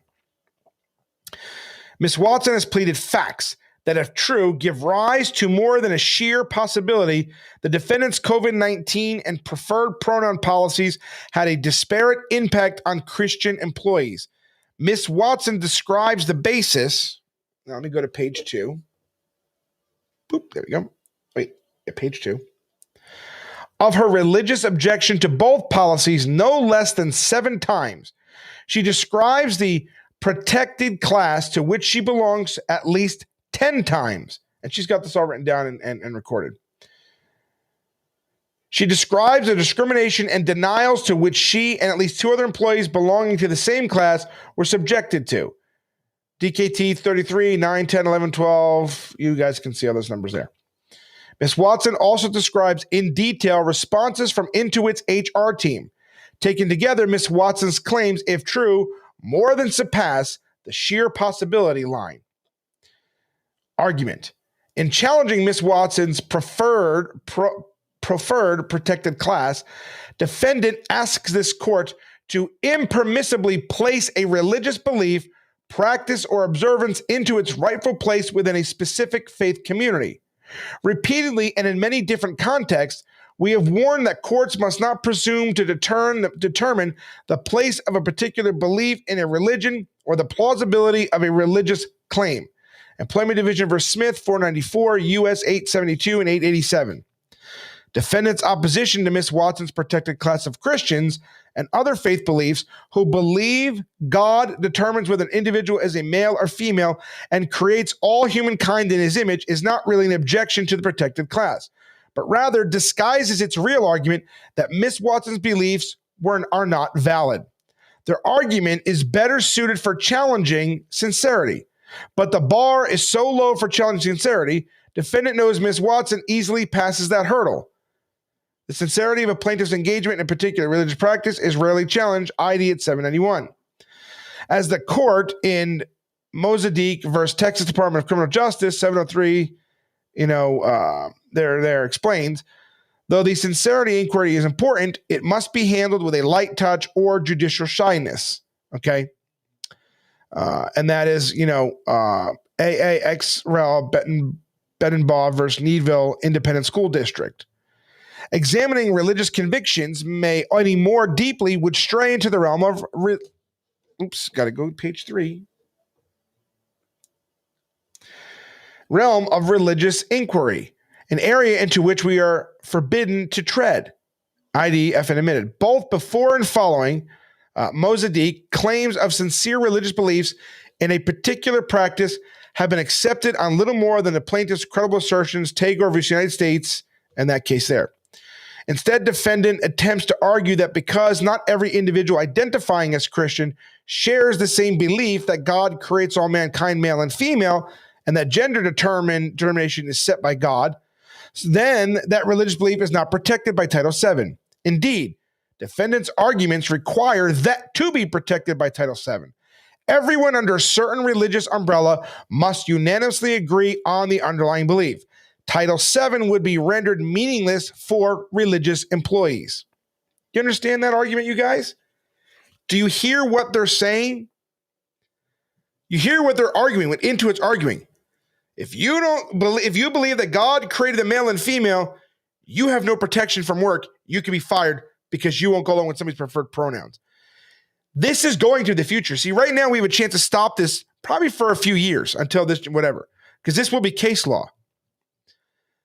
This isn't speculation. This isn't some far off dystopian future. This is happening today, right now.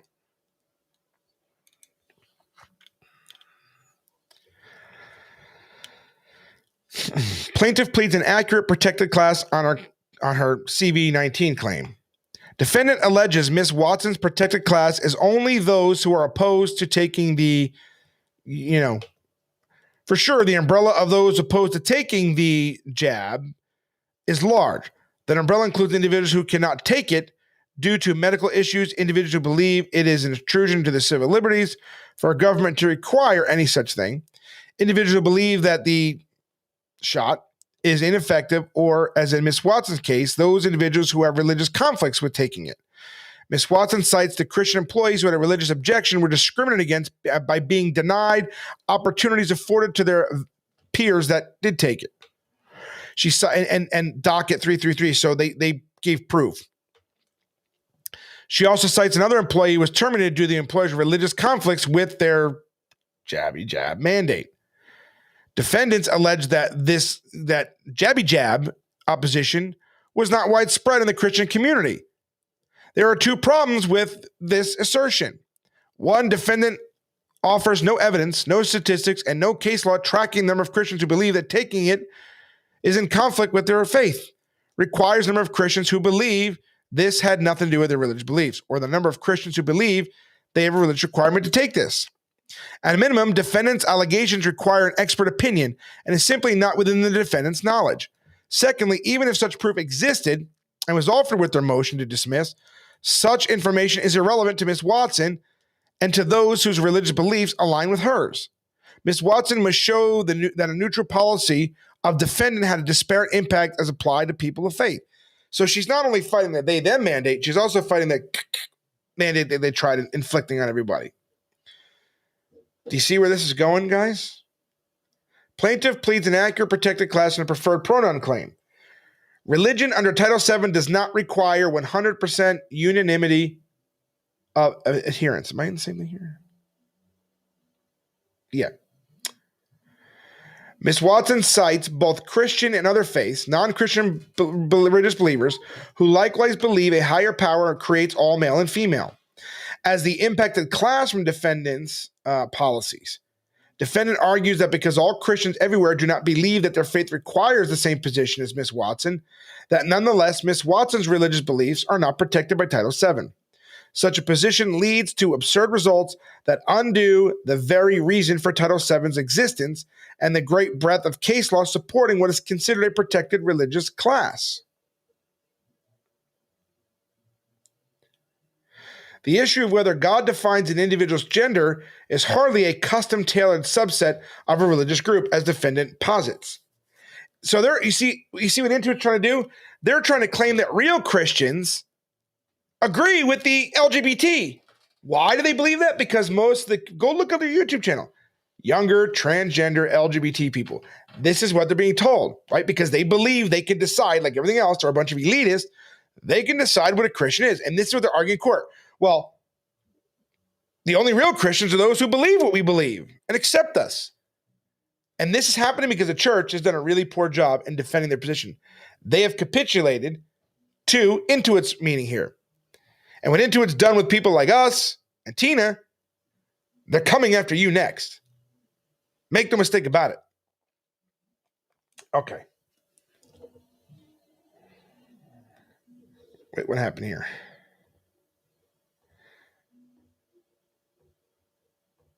We're on page 4. Okay. The issue of whether God defines an individual's gender is hardly a custom-tailored subset of religious group, as defendant posits. It is instead an issue that has divided entire global denominations. The Episcopalians, Methodists, Presbyterians, and Lutherans are perfect examples of mainstream religious denominations splitting into two depending on their view of God's design for male and female genders. Inherent in this disagreement is the bedrock religious belief surrounding the sovereignty of God in human affairs, a matter that is not relegated to politics, pop culture, or a passing fad. Miss Watson cites how she grew up in a similar household of faith. Miss Watson cites how she has a fundamental belief that God determines who is male and female. Miss Watson cites another employee who shared the same Christian faith and beliefs and who also suffered from defendant's preferred pronoun policy. Miss Watson's religious position and practice is exactly the type of conduct Title VII is charged with protecting. No faith can boast of complete unanimity regarding their theology adherence. If Title VII was to require 100% adherence within a faith to specific belief or exercise of belief, as defendant asserts, the spirit of Title VII would be rendered meaningless. For example, individuals of the Muslim faith who wear the hijab would not be protected from their employer's dress code preventing head coverings because not all Muslims believe that a hijab is required to faithfully adhere to their religion. No one would seriously contend that proposition, but it nonetheless is where they would lead. Defendant's case are inopposite to Ms. Watson and to its policies. Defendant's cited cases are distinctly different from Ms. Watson's preferred religious beliefs and are not binding authority in this court. In Brown v. Alaska Airlines, Inc., the relevant position was the plaintiff's opinion that sexual predators should not be allowed in women-only places. Furthermore, it is not evident from the record that Brown's concern for sexual predators gaining access to women-only spaces is grounded in religious belief at all, let alone Brown's Christian belief specifically. Brown v. Alaska Airlines, Inc. Okay, so there's that one there. That's 5. Let's go 6. Nope. 6. Disputes over bathroom access is not remotely a fundamental religious belief, as in the belief of how mankind is created, who the creator is, and humanity's role. The plaintiff in Brown also cited safety as a major concern for her anti-LGBT comments regarding her employer's policy. Ms. Watson has consistently maintained her objection to the pronoun policy stems from her religious belief that God determines someone's gender, and it is blasphemy for her to do otherwise. The plaintiff in Brown also posted her comments to a social platform, which is what spurred the adverse action against her. The court found that Brown's religious beliefs did not require her to post on social media platform. In contrast, Ms. Watson's objection was confined to seeking a religious exemption request and voicing concerns regarding application of the policy without accommodation to religious believers within her company.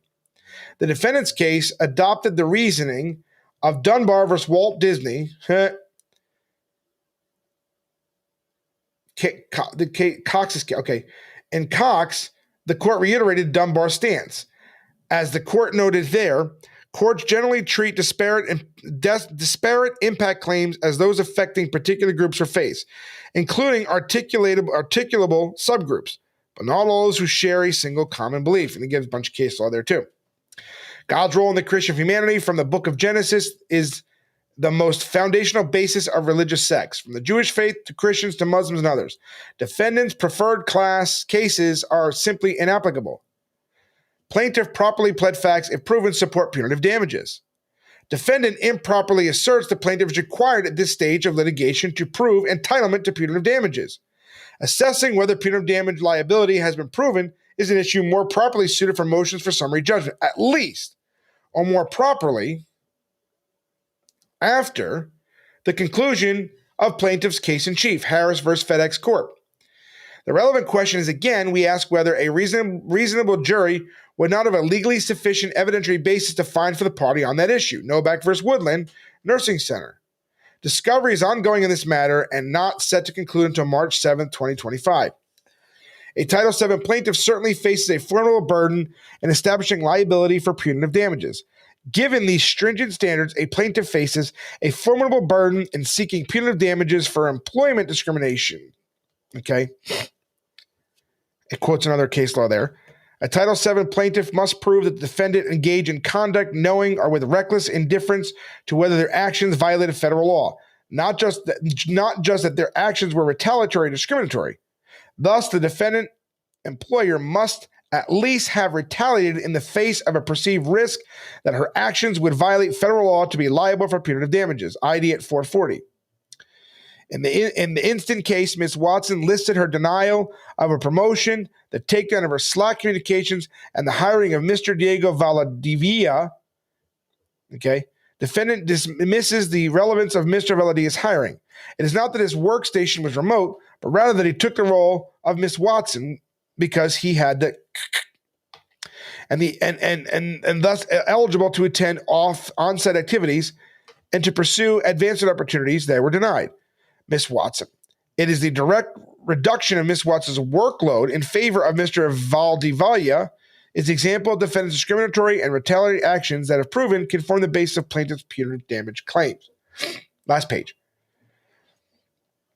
Ms. Watson further cited her demotion to a business unit that had no marketing budget, which as a marketer was Ms. Watson's main job, paragraph 56-57, and her continual denial of rotation opportunities. Ms. Watson explained how she was pulled off chairing the We Care, We Give Back committee.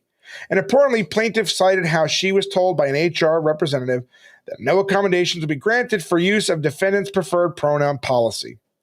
Whether these actions were taken by defendant with the knowledge they may be violating Ms. Watson's Title VII protection is an issue for fact development during the course of discovery, including depositions. Ms. Watson received defendant's first round of production on Friday, October 24th, 2024, 5 days before plaintiff's response to this motion was due, with the requirement of the factual development to determine the state of mind in defendant's key decision makes the issue of punitive damages is improper for a rule. Leave to amend. And despite the foregoing, this court were to conclude that any claims in the second amended complaint against the defendant shall be dismissed, Ms. Watson respectfully requests this court give plaintiff an opportunity to amend, which will be freely granted when justice so requires. Conclusion, Ms. Watson asks this court to deny defendant's partial motion to dismiss plaintiff's second amended complaint. In the alternative, Ms. Watson asks the court for leave to amend pleadings. So, this is pretty serious.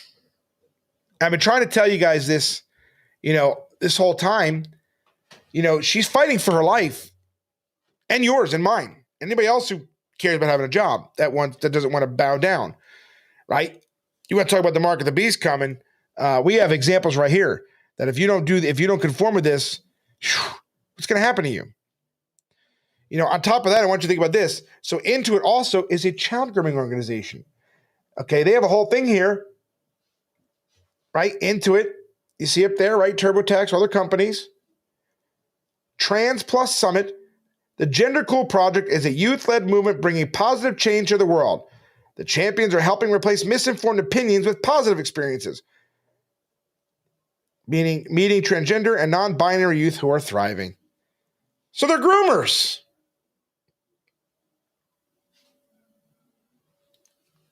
Intuit are a bunch of child groomers. Let's see here. Let's take a look here on the website here. Intuit. Gender. Cool. Here we go. Oh, look at that. Our youth mentorship. Oh my gosh. Wait till you guys see this. Woo, that's pretty, oh, look at this, right? You have Intuit here, TurboTax, Credit Karma, QuickBooks, MailChimp, all owned by Intuit, right? So you can see here, Intuit.com, blog, social responsibility. Announcing our transgender youth mentorship program. Look at this. At Intuit, maker of TurboTax and QuickBooks, we believe that everyone plays a part in making sure all people, regardless of their gender or sexual orientation, feel like they belong. Unless you're a Christian who disagrees with that, of course. We continue to focus on attracting and retaining a talented and diverse workforce that fosters inclusion and belonging. So what they're saying is they are only attracting trannies and homos. But we want to do more. Right? At Intuit, maker of TurboTax QuickBooks, we believe that everyone plays a part in making sure all people, regardless of feel like they belong. We continue to focus on attracting and retaining talent and growing KK. Last spring, our Pride Employee Resource Group, hosted our first Intuit Transgender Summit, mentioned by Huffington Post and Axios to be the first of its kind for Silicon Valley. Intuit employees, gender cool project champions, and guests from Adobe, Bank of the West, Airbnb, and others came together to spend a day learning about what members from the transgender community experience every day. Conversations and panels explored personal experiences and how we can move both our company and society forward. While leaders walked out with action items based on the biggest concerns they had heard, our Pride Network members left the day feeling inspired, but they wanted to do more for the transgender community, specifically the future workforce. After hearing stories from the gender cool youth and their parents, conversation between our Pride ERG and the Gender Cool Project continued, and an opportunity was uncovered: the Intuit and Gender Cool Champions Mentorship Program. As someone who's worked with the transgender community for many years, Gender Cool co-founder Jara Goldstein shared that there's an opportunity for transgender and non-binary youth to have the opportunity to be included and to see what's possible. We believe this is the first step to open our doors and lean into meaningful experiences and building lasting relationships. How long do you think it's going to be before you find out Jara Goldstein has either lied about something or, I don't know, was doing something with children? Not saying she is. Just saying that we have a lot of evidence that suggests that people that go into this usually do these kind of things to people at some point in their life. 6-week virtual co-learning experience will pair a gender cool champion with an Intuit employee. Not only provide support and friendship, gotta have an adult partner up with a child. This is what Intuit's doing. I mean, and they're saying it publicly too. Right? A gender cool champion, which is a kid, with an Intuit employee to provide support and friendship. In what world is it appropriate for an adult to be friends with a child? Only in the LGBT world. I wonder why that is. But to share their everyday work experiences at Intuit. We want to foster meaningful conversations about how to be successful in a diverse environment. It means by firing everybody who disagrees with you. What it means to live the values of championing diversity and inclusion while sharing career advice. That's right.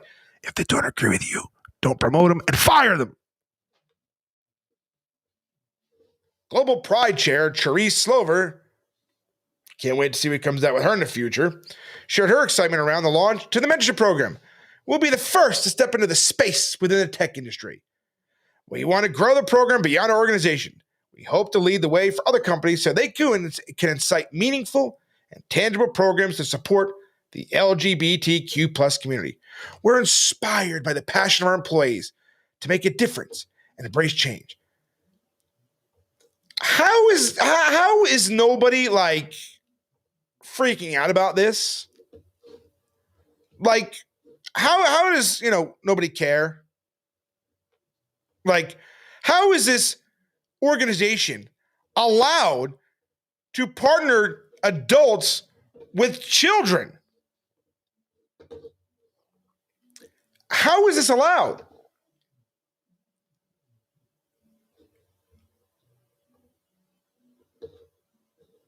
Like, and where are these kids' parents? Watch this. Watch this. Oh my gosh. Watch this. I can't believe this. Oh, it's a Facebook video. Is that what it is? Okay, it's a Facebook video. Okay. You guys watch this. Hi everybody, it's Gender Cool Champion Eva here, and I'm just here to say thank you for being an amazing partner, elevating your voices, and helping the world become a better place. Bye!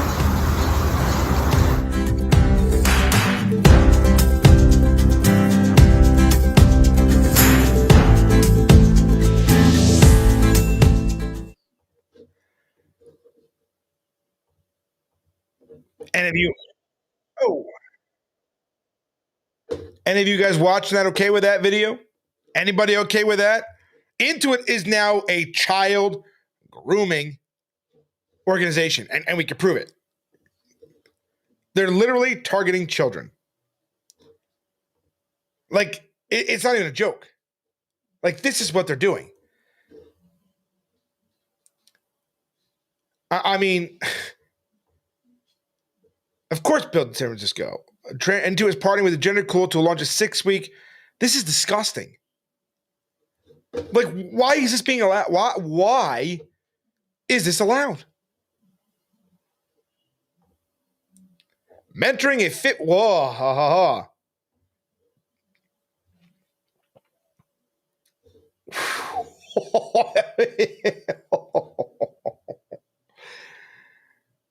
Whoa.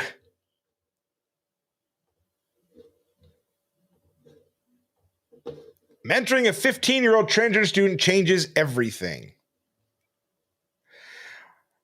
We often talk about creating a workplace to welcome everyone, a dynamic that's to be important to me. I also believe that most people, including myself, happen. Creating an inclusive work environment is a daily intentional act. And if I really believe that inclusion was imperative for me and my team company, it was time for me to step into someone else's shoes. The Gender Cool Project. Recently, I mentored a high school student through a rotation with the Gender Cool Project, a youth-led movement that's helping the world understand how talented, transgender, and non-binary young people are. This is made possible by my employer, Intuit, where the mentoring program is helping us move toward our diversity, equity, and inclusion goals. Intuit has partnered with Gender Cool, helping elevate the voices of 17 champions, young people ages 12 to 17 who lead the work for this nonprofit. 12 to 17 years old, folks.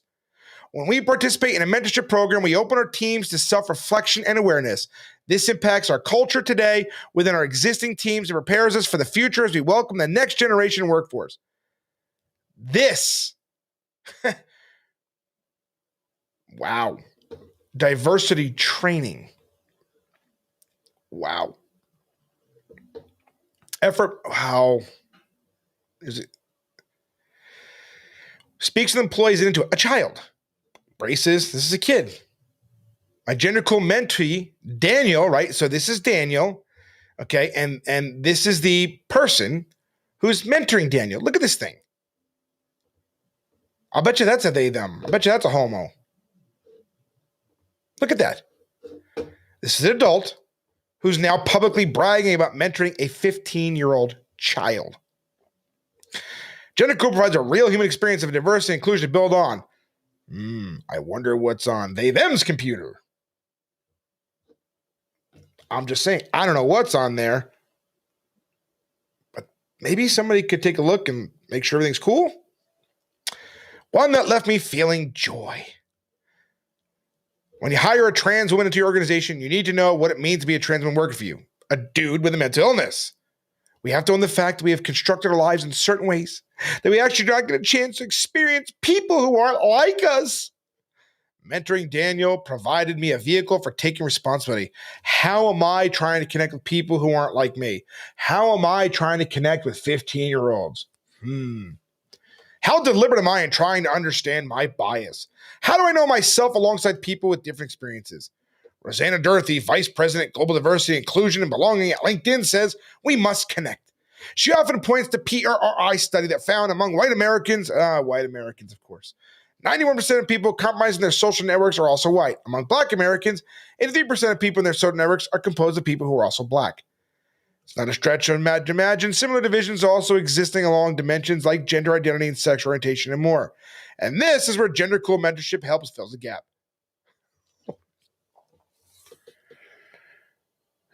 The Gender Cool champions are amazing students who inspired me to match their level.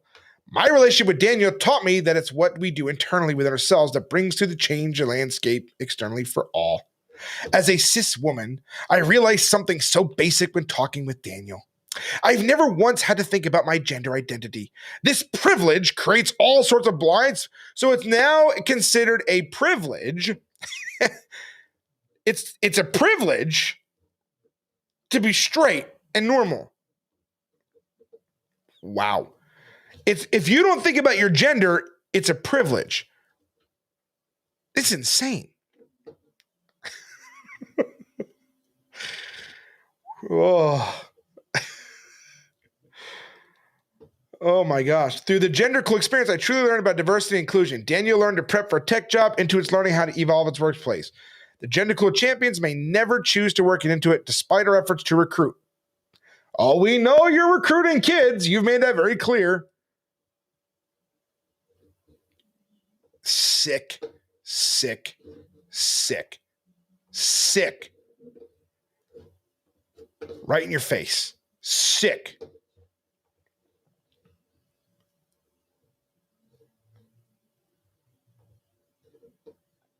Intuit makes we believe everyone plays a part, regardless of their.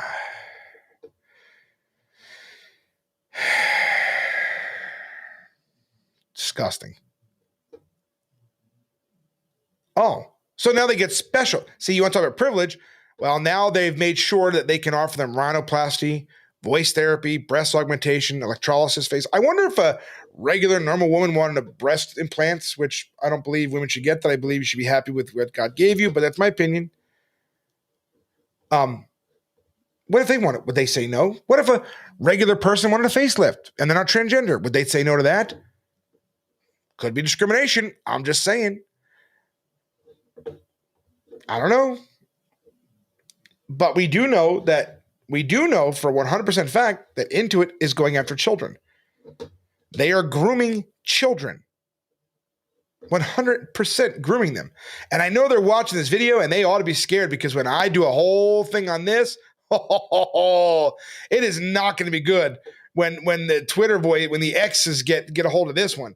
I mean, look, there's a lot of things they can do, but we now have this here, which proves that they are targeting children or partnering kids as young as 12 with adults to talk about gay sex. They're kids.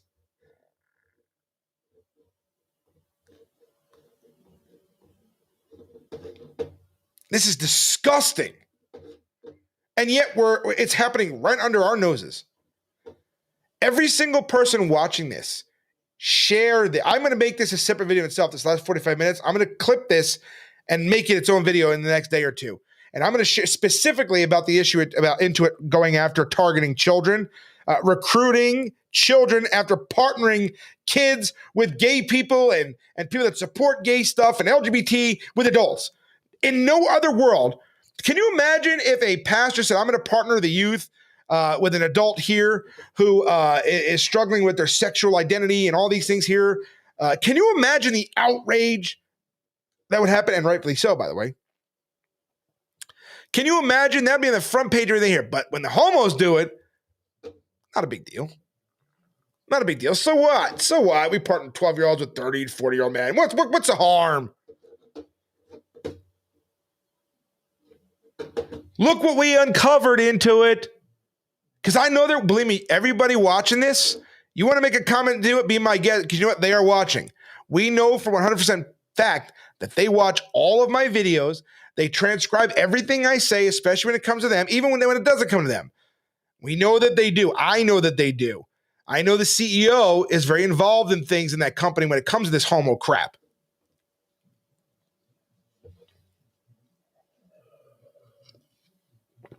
So, this is what we're dealing with. I mean, these people are sick. And I'm going to hopefully pass information along, and maybe we can do something about that. You know, they should not have anything to do with kids. I mean, remember, everything with the LGBT community is all about kids. It's all about trying to recruit them, partner with them, as if a 12-year-old knows the way of the world, right? I, as a 50-year-old man, right, is what they say over there, need to know what a 12-year-old's experience about gender and sex and sexuality and feelings of sex and lust and and they'll deny that, of course, and say that's not what it's about. But if you've ever been to a pride event, if you ever talked to a homo or a lesbo or a tranny, it's all about sex. That's their entire worldview, is about who they want to put their penis in or what they want to rub their vagina against. That's their entire worldview, or what they want to chop off. And Intuit is playing a big part in that by facilitating it and helping these kids. Why? Because they're a woke, sick company. And every conservative, every Christian out there should absolutely pull their money from that company. Sick bastards.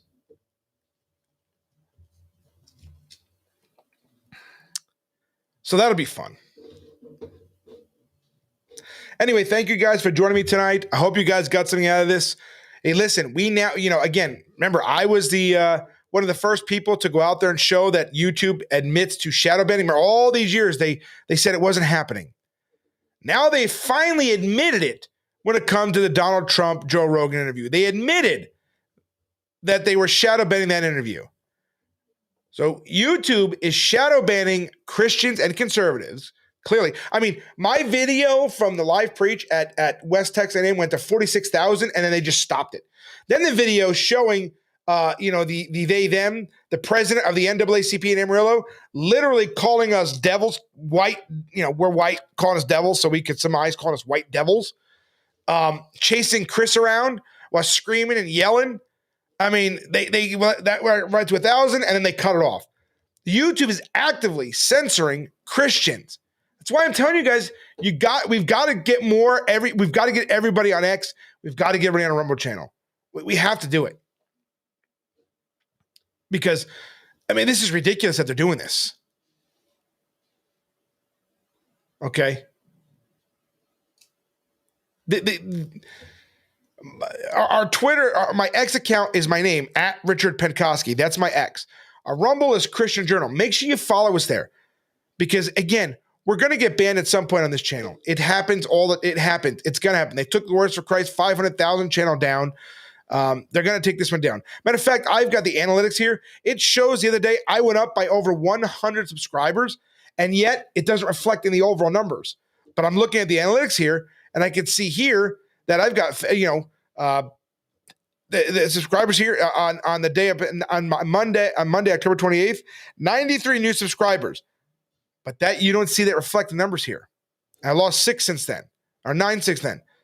We should still have a net gain, but you don't see there. So they're screwing around with it. So if you're watching this, please follow us at Rumble, which is the Christian Journal channel, which is the CJ logo, and my X account, which is at Richard Penkoski. Make sure you follow us on all the platforms there. I'd say TikTok again, but I got banned on the last account, so I had to start over. I got a whopping 20 followers now in the last, since I had to start over. But, But anyway, give us a follow. And if you did get something out of this, especially the Intuit stuff, I'm going to make its own video out of it. But please, because of the shadow ban and because of this is where we have to come together in this and share this video. Share this video on your social media platforms and your groups. Share it. Make sure everybody understands what's going on. Make sure they subscribe to the channel. Make sure they have their notifications on. And if you are subscribed to the channel, make sure you have your notifications turned on as well. If you are not subscribed to the Warriors for Christ YouTube channel, make sure you go ahead and do that. It's youtube.com/@Warriors for Christ official. I think it's official. Let me just make sure. I always mess that up. Yes, at Warriors for Christ official. Make sure you're subscribed to the channel and make sure you have your notifications turned on, because otherwise you're going to miss when we go live. You're going to miss when we do our teachings. You're going to miss when we do expositions like this with the Intuit stuff and these corporations, So make sure you subscribe. Make sure you go back and take a look and make sure you're subscribed. If you don't want to use YouTube, that's fine. Use X or Rumble. We appreciate all of that anywhere you can. But share this video. If you feel like other people can learn something from it, share this video and help others find us. Help support the ministry and what we're doing, because Intuit, they are punishing Christians. I can't tell you any more than that until it's over. But if we don't win this, if we don't help Tina or Christina, you guys, it's going to hurt all of us. So we need to pray for her. We need to pray for this case. We need to pray for her attorneys. We need to rebuke Intuit, okay? And we need to come together in this, okay? Now, again, I've been asking for about 2 weeks now for assistance for our sister in Christ. Okay. How? It's just not there. I don't understand. How we're not having thousands of dollars for her. I don't understand it. The woman is going to lose her house.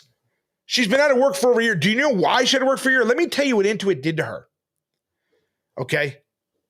And I forget who told me this. Let me tell you what Intuit did to her. They asked for all the people she put applications into. And then they called or subpoenaed things from every one of those companies.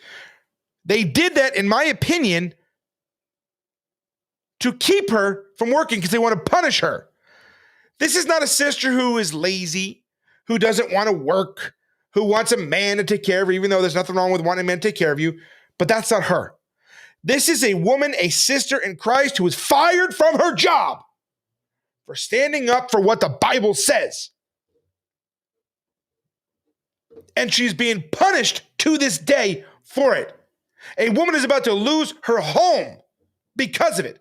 And you're telling me these Christians, we can't even come together? And again, I know I'm going to lament on this tonight, and I know people are watching, and I know it's probably not going to make a difference, but I got to say it anyway. How in the hell can we not at least give her one mortgage payment? How can we as Christians sit idly by knowing that the company that fired her because of her faith, is grooming children? Our sister in Christ is losing her home, and we just go, we'll pray for her, nothing more. How is it possible that we can't do it? By the time all the platforms are, I get thousands of people watching these videos.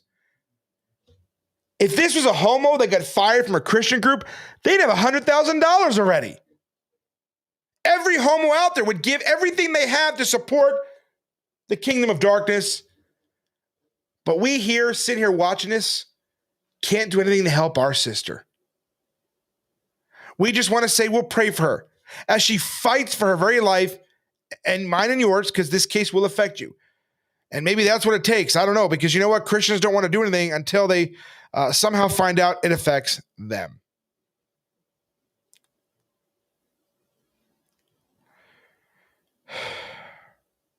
I just am frustrated beyond belief with this. Because the only reason why most street ministries in this country are limited to what we can do is because we don't have the financial resources of a mega church. Why? Because we don't make people feel good about what they do in their sin. Because we're telling people they need to stop sinning. Instead, we have a sister here who most people do go, well, it's not me, so what do I care?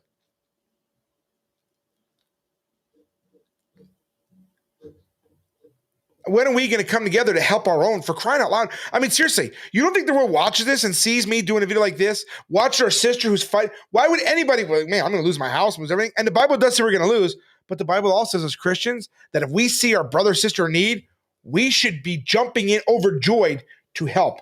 And yet we don't. We don't. We hear these stories. I just read you the brief. I should be able to pull $4,000, $5,000, $6,000 for her easily. Give her 2 mortgage payments as a breather because she's selling her house because she can't afford to keep anymore. If our brothers and sisters all stepped up and said, let us help, she might not have to. But it's a church that lets them down. But if this is a homo, the homos, man, they would give every dime they had to help.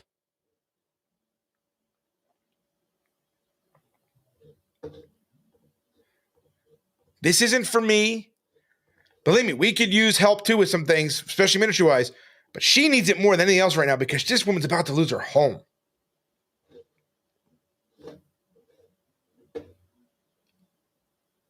So if you're watching this video and you're a Christian, I don't care what platform you're on, you can go look up Watson v. Intuit. You can see it for yourself. It's in federal court in Eastern District of Texas. She needs our help. I am asking every brother and sister tonight, I don't care what you got to do. We have to step up to help her. I say let's put together $4,000 for her to give her 2 months breathing for her mortgage payments. I have never been able to get anybody on my platforms to give $4,000 for anything. It's a lot of money. I'm not asking one person to do it. I'm asking everybody to contribute to this. Every single person out there, the Bible commands us, if we see a brother or sister in need, we should help. This sister is in need. Okay? She is in desperate need to save her house. How is it that the LGBT can be more generous and more gracious to each other in their sin than we can be in our righteousness to one another? How is that possible?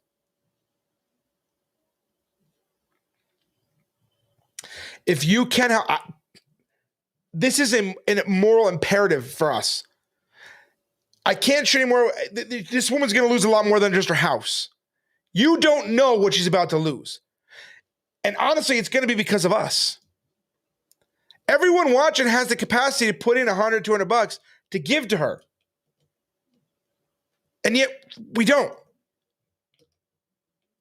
Can you not go without your Dunkin' Donuts or your Starbucks for a week to help her? Is there something that you can give up for a week or two to help her? I mean, don't take away from your own mortgage payments, of course. But I mean, seriously? How is it the homos will do this? I mean, and yet we can't do this. How is it Bevel and Betty got $300,000 for being a thug and going to jail? And she was, I don't care what you say. I saw the video. She was a thug. And our sister, who's genuinely standing up for righteousness, can't even get help paying a mortgage payment just to try to stay in her house a month or two longer so it doesn't go into foreclosure so she can try to sell it. I mean, does anybody really care? I mean, do you know how frustrating it is to see her? Now, again, I don't hear this directly from her, but I hear it from people that I know. I see that. I look at the Pacer thing. I look at the, all the stuff there. We do have mutual friends. We do have mutual people in contact that, because again, we're trying to avoid, me and her colluding or whatever they called it or whatever through Intuit, right? Because Intuit, again, they're trying to bring me into it because I'm the worst for Christ. I'm the anti-LGBT hate group reporting the Southern Poverty Law Center. So they want to muddy the waters with me. Even though they can't because I didn't do anything. I didn't fire me. I never worked there. But I mean, seriously, brothers and sisters, the links are right down below. ChristianJournal.net/support. If you do Venmo or Zelle or PayPal, I can literally send it to her right there. I could, when it comes in, I can just fire it off to her. Chris, our website, it takes a few days for it to clear and get through. But you can use it. It's there. If you want to use a credit card, Cash App, Pay. But otherwise, you can use Venmo. And our Venmo is at Christian Journal. You can use Zelle, which is support@christianjournal.net. We have a PayPal, which is paypal.me/XTRIAN Journal Media. Again, it's paypal.me/XTRIAN Journal Media. If you're watching this sister needs our help. A month or 2 months of mortgage payments will give her a lot of breathing room and time to sell her home. I mean, it shouldn't matter to sell her home. I wish we can get $2,000 a month to help her, whatever her mortgage payment is. But I realistically know, and she knows, and we all know, Christians aren't going to do that. Now, if I promised you $4,000, if I promised you that if you gave $2,000 today and in 10 months, guaranteed in writing, you'd get $100,000 back, every Christian would jump on there, right? Everyone watching would jump on it because most Christians, we tend to give when we get something out of it. Well, let me tell you something, Christian, you will get something out of this because if she loses, if she gets so distraught, and again, and of course, most Christians will accuse her of being weak and everything else. If she gets to the point where she just takes a stupid something to get it over with, to try to salvage something, it'll be our fault. It truly will be our fault. So I'm asking you as brother, sister in Christ, help our sister out tonight. Look up the case. I read you the file. Look what Intuit's doing. They're punishing her. They're punishing Christians. ChristianJournal.net/support. Venmo at Christian Journal. Zelle, support@ChristianJournal.net. Or PayPal, which is paypal.me/XTRIAN Journal Media. Thank you guys for joining me tonight. I appreciate you all. And I pray that some people have the heart to just say, here, help, and just give her some time so that she can breathe and give her a month or two to, sell her house so she doesn't lose it. So appreciate you all. Love you all. Thank you all again. Make sure you tuned in because today's Thursday. We're back on our Sunday night with the next video teaching. We will start a Catholic series then, but make sure you are subscribed to all the channels because that into a portion of the video, that's going to be uploaded separately showing that they're after children. God bless you guys. Again, please do what you can to support our sister. The links are down below. They're in the description. Okay.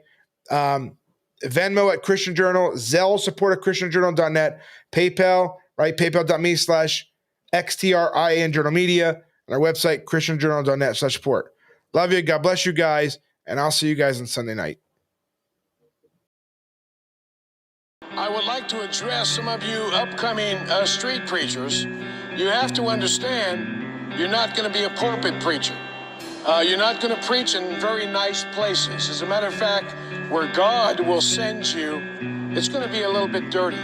Unfortunately, most ministers see their flock dressed nice, looking nice, smelling nice on Sunday, but we see them from Monday through Saturday at any given place. And so that flock is a mess. And you have to understand, when you preach open air, it's not going to be glamorous. Unfortunately, God's going to send you into the filth, the wickedness. You're going to understand why, even at one point, God resented even making mankind. And so you need to count the cost. There's nothing glamorous. There's nothing wonderful and beautiful. It's not, you can forget about being a missionary to Hawaii. If you're going to be an open-air preacher, your hands are going to get dirty because the field that you're going to plow is filthy. You're going to look at sin in a whole different way. As a matter of fact, if you're a good street preacher, you're going to hate sin. You're going to despise sin. You're not just going to dislike it. You're going to understand why God destroyed Sodom and Gomorrah and why God destroyed the world with water and flood. And so if you're a young open-air preacher, this is what you're going to have to look up to. This is going to be the field in which you're going to be plowing in. And you need to rejoice in that and understand you're going to be hated, despised, and jailed working in a place like this. Because one day, I'm going to die, and I'm going to be with the Lord. And all this will be yours.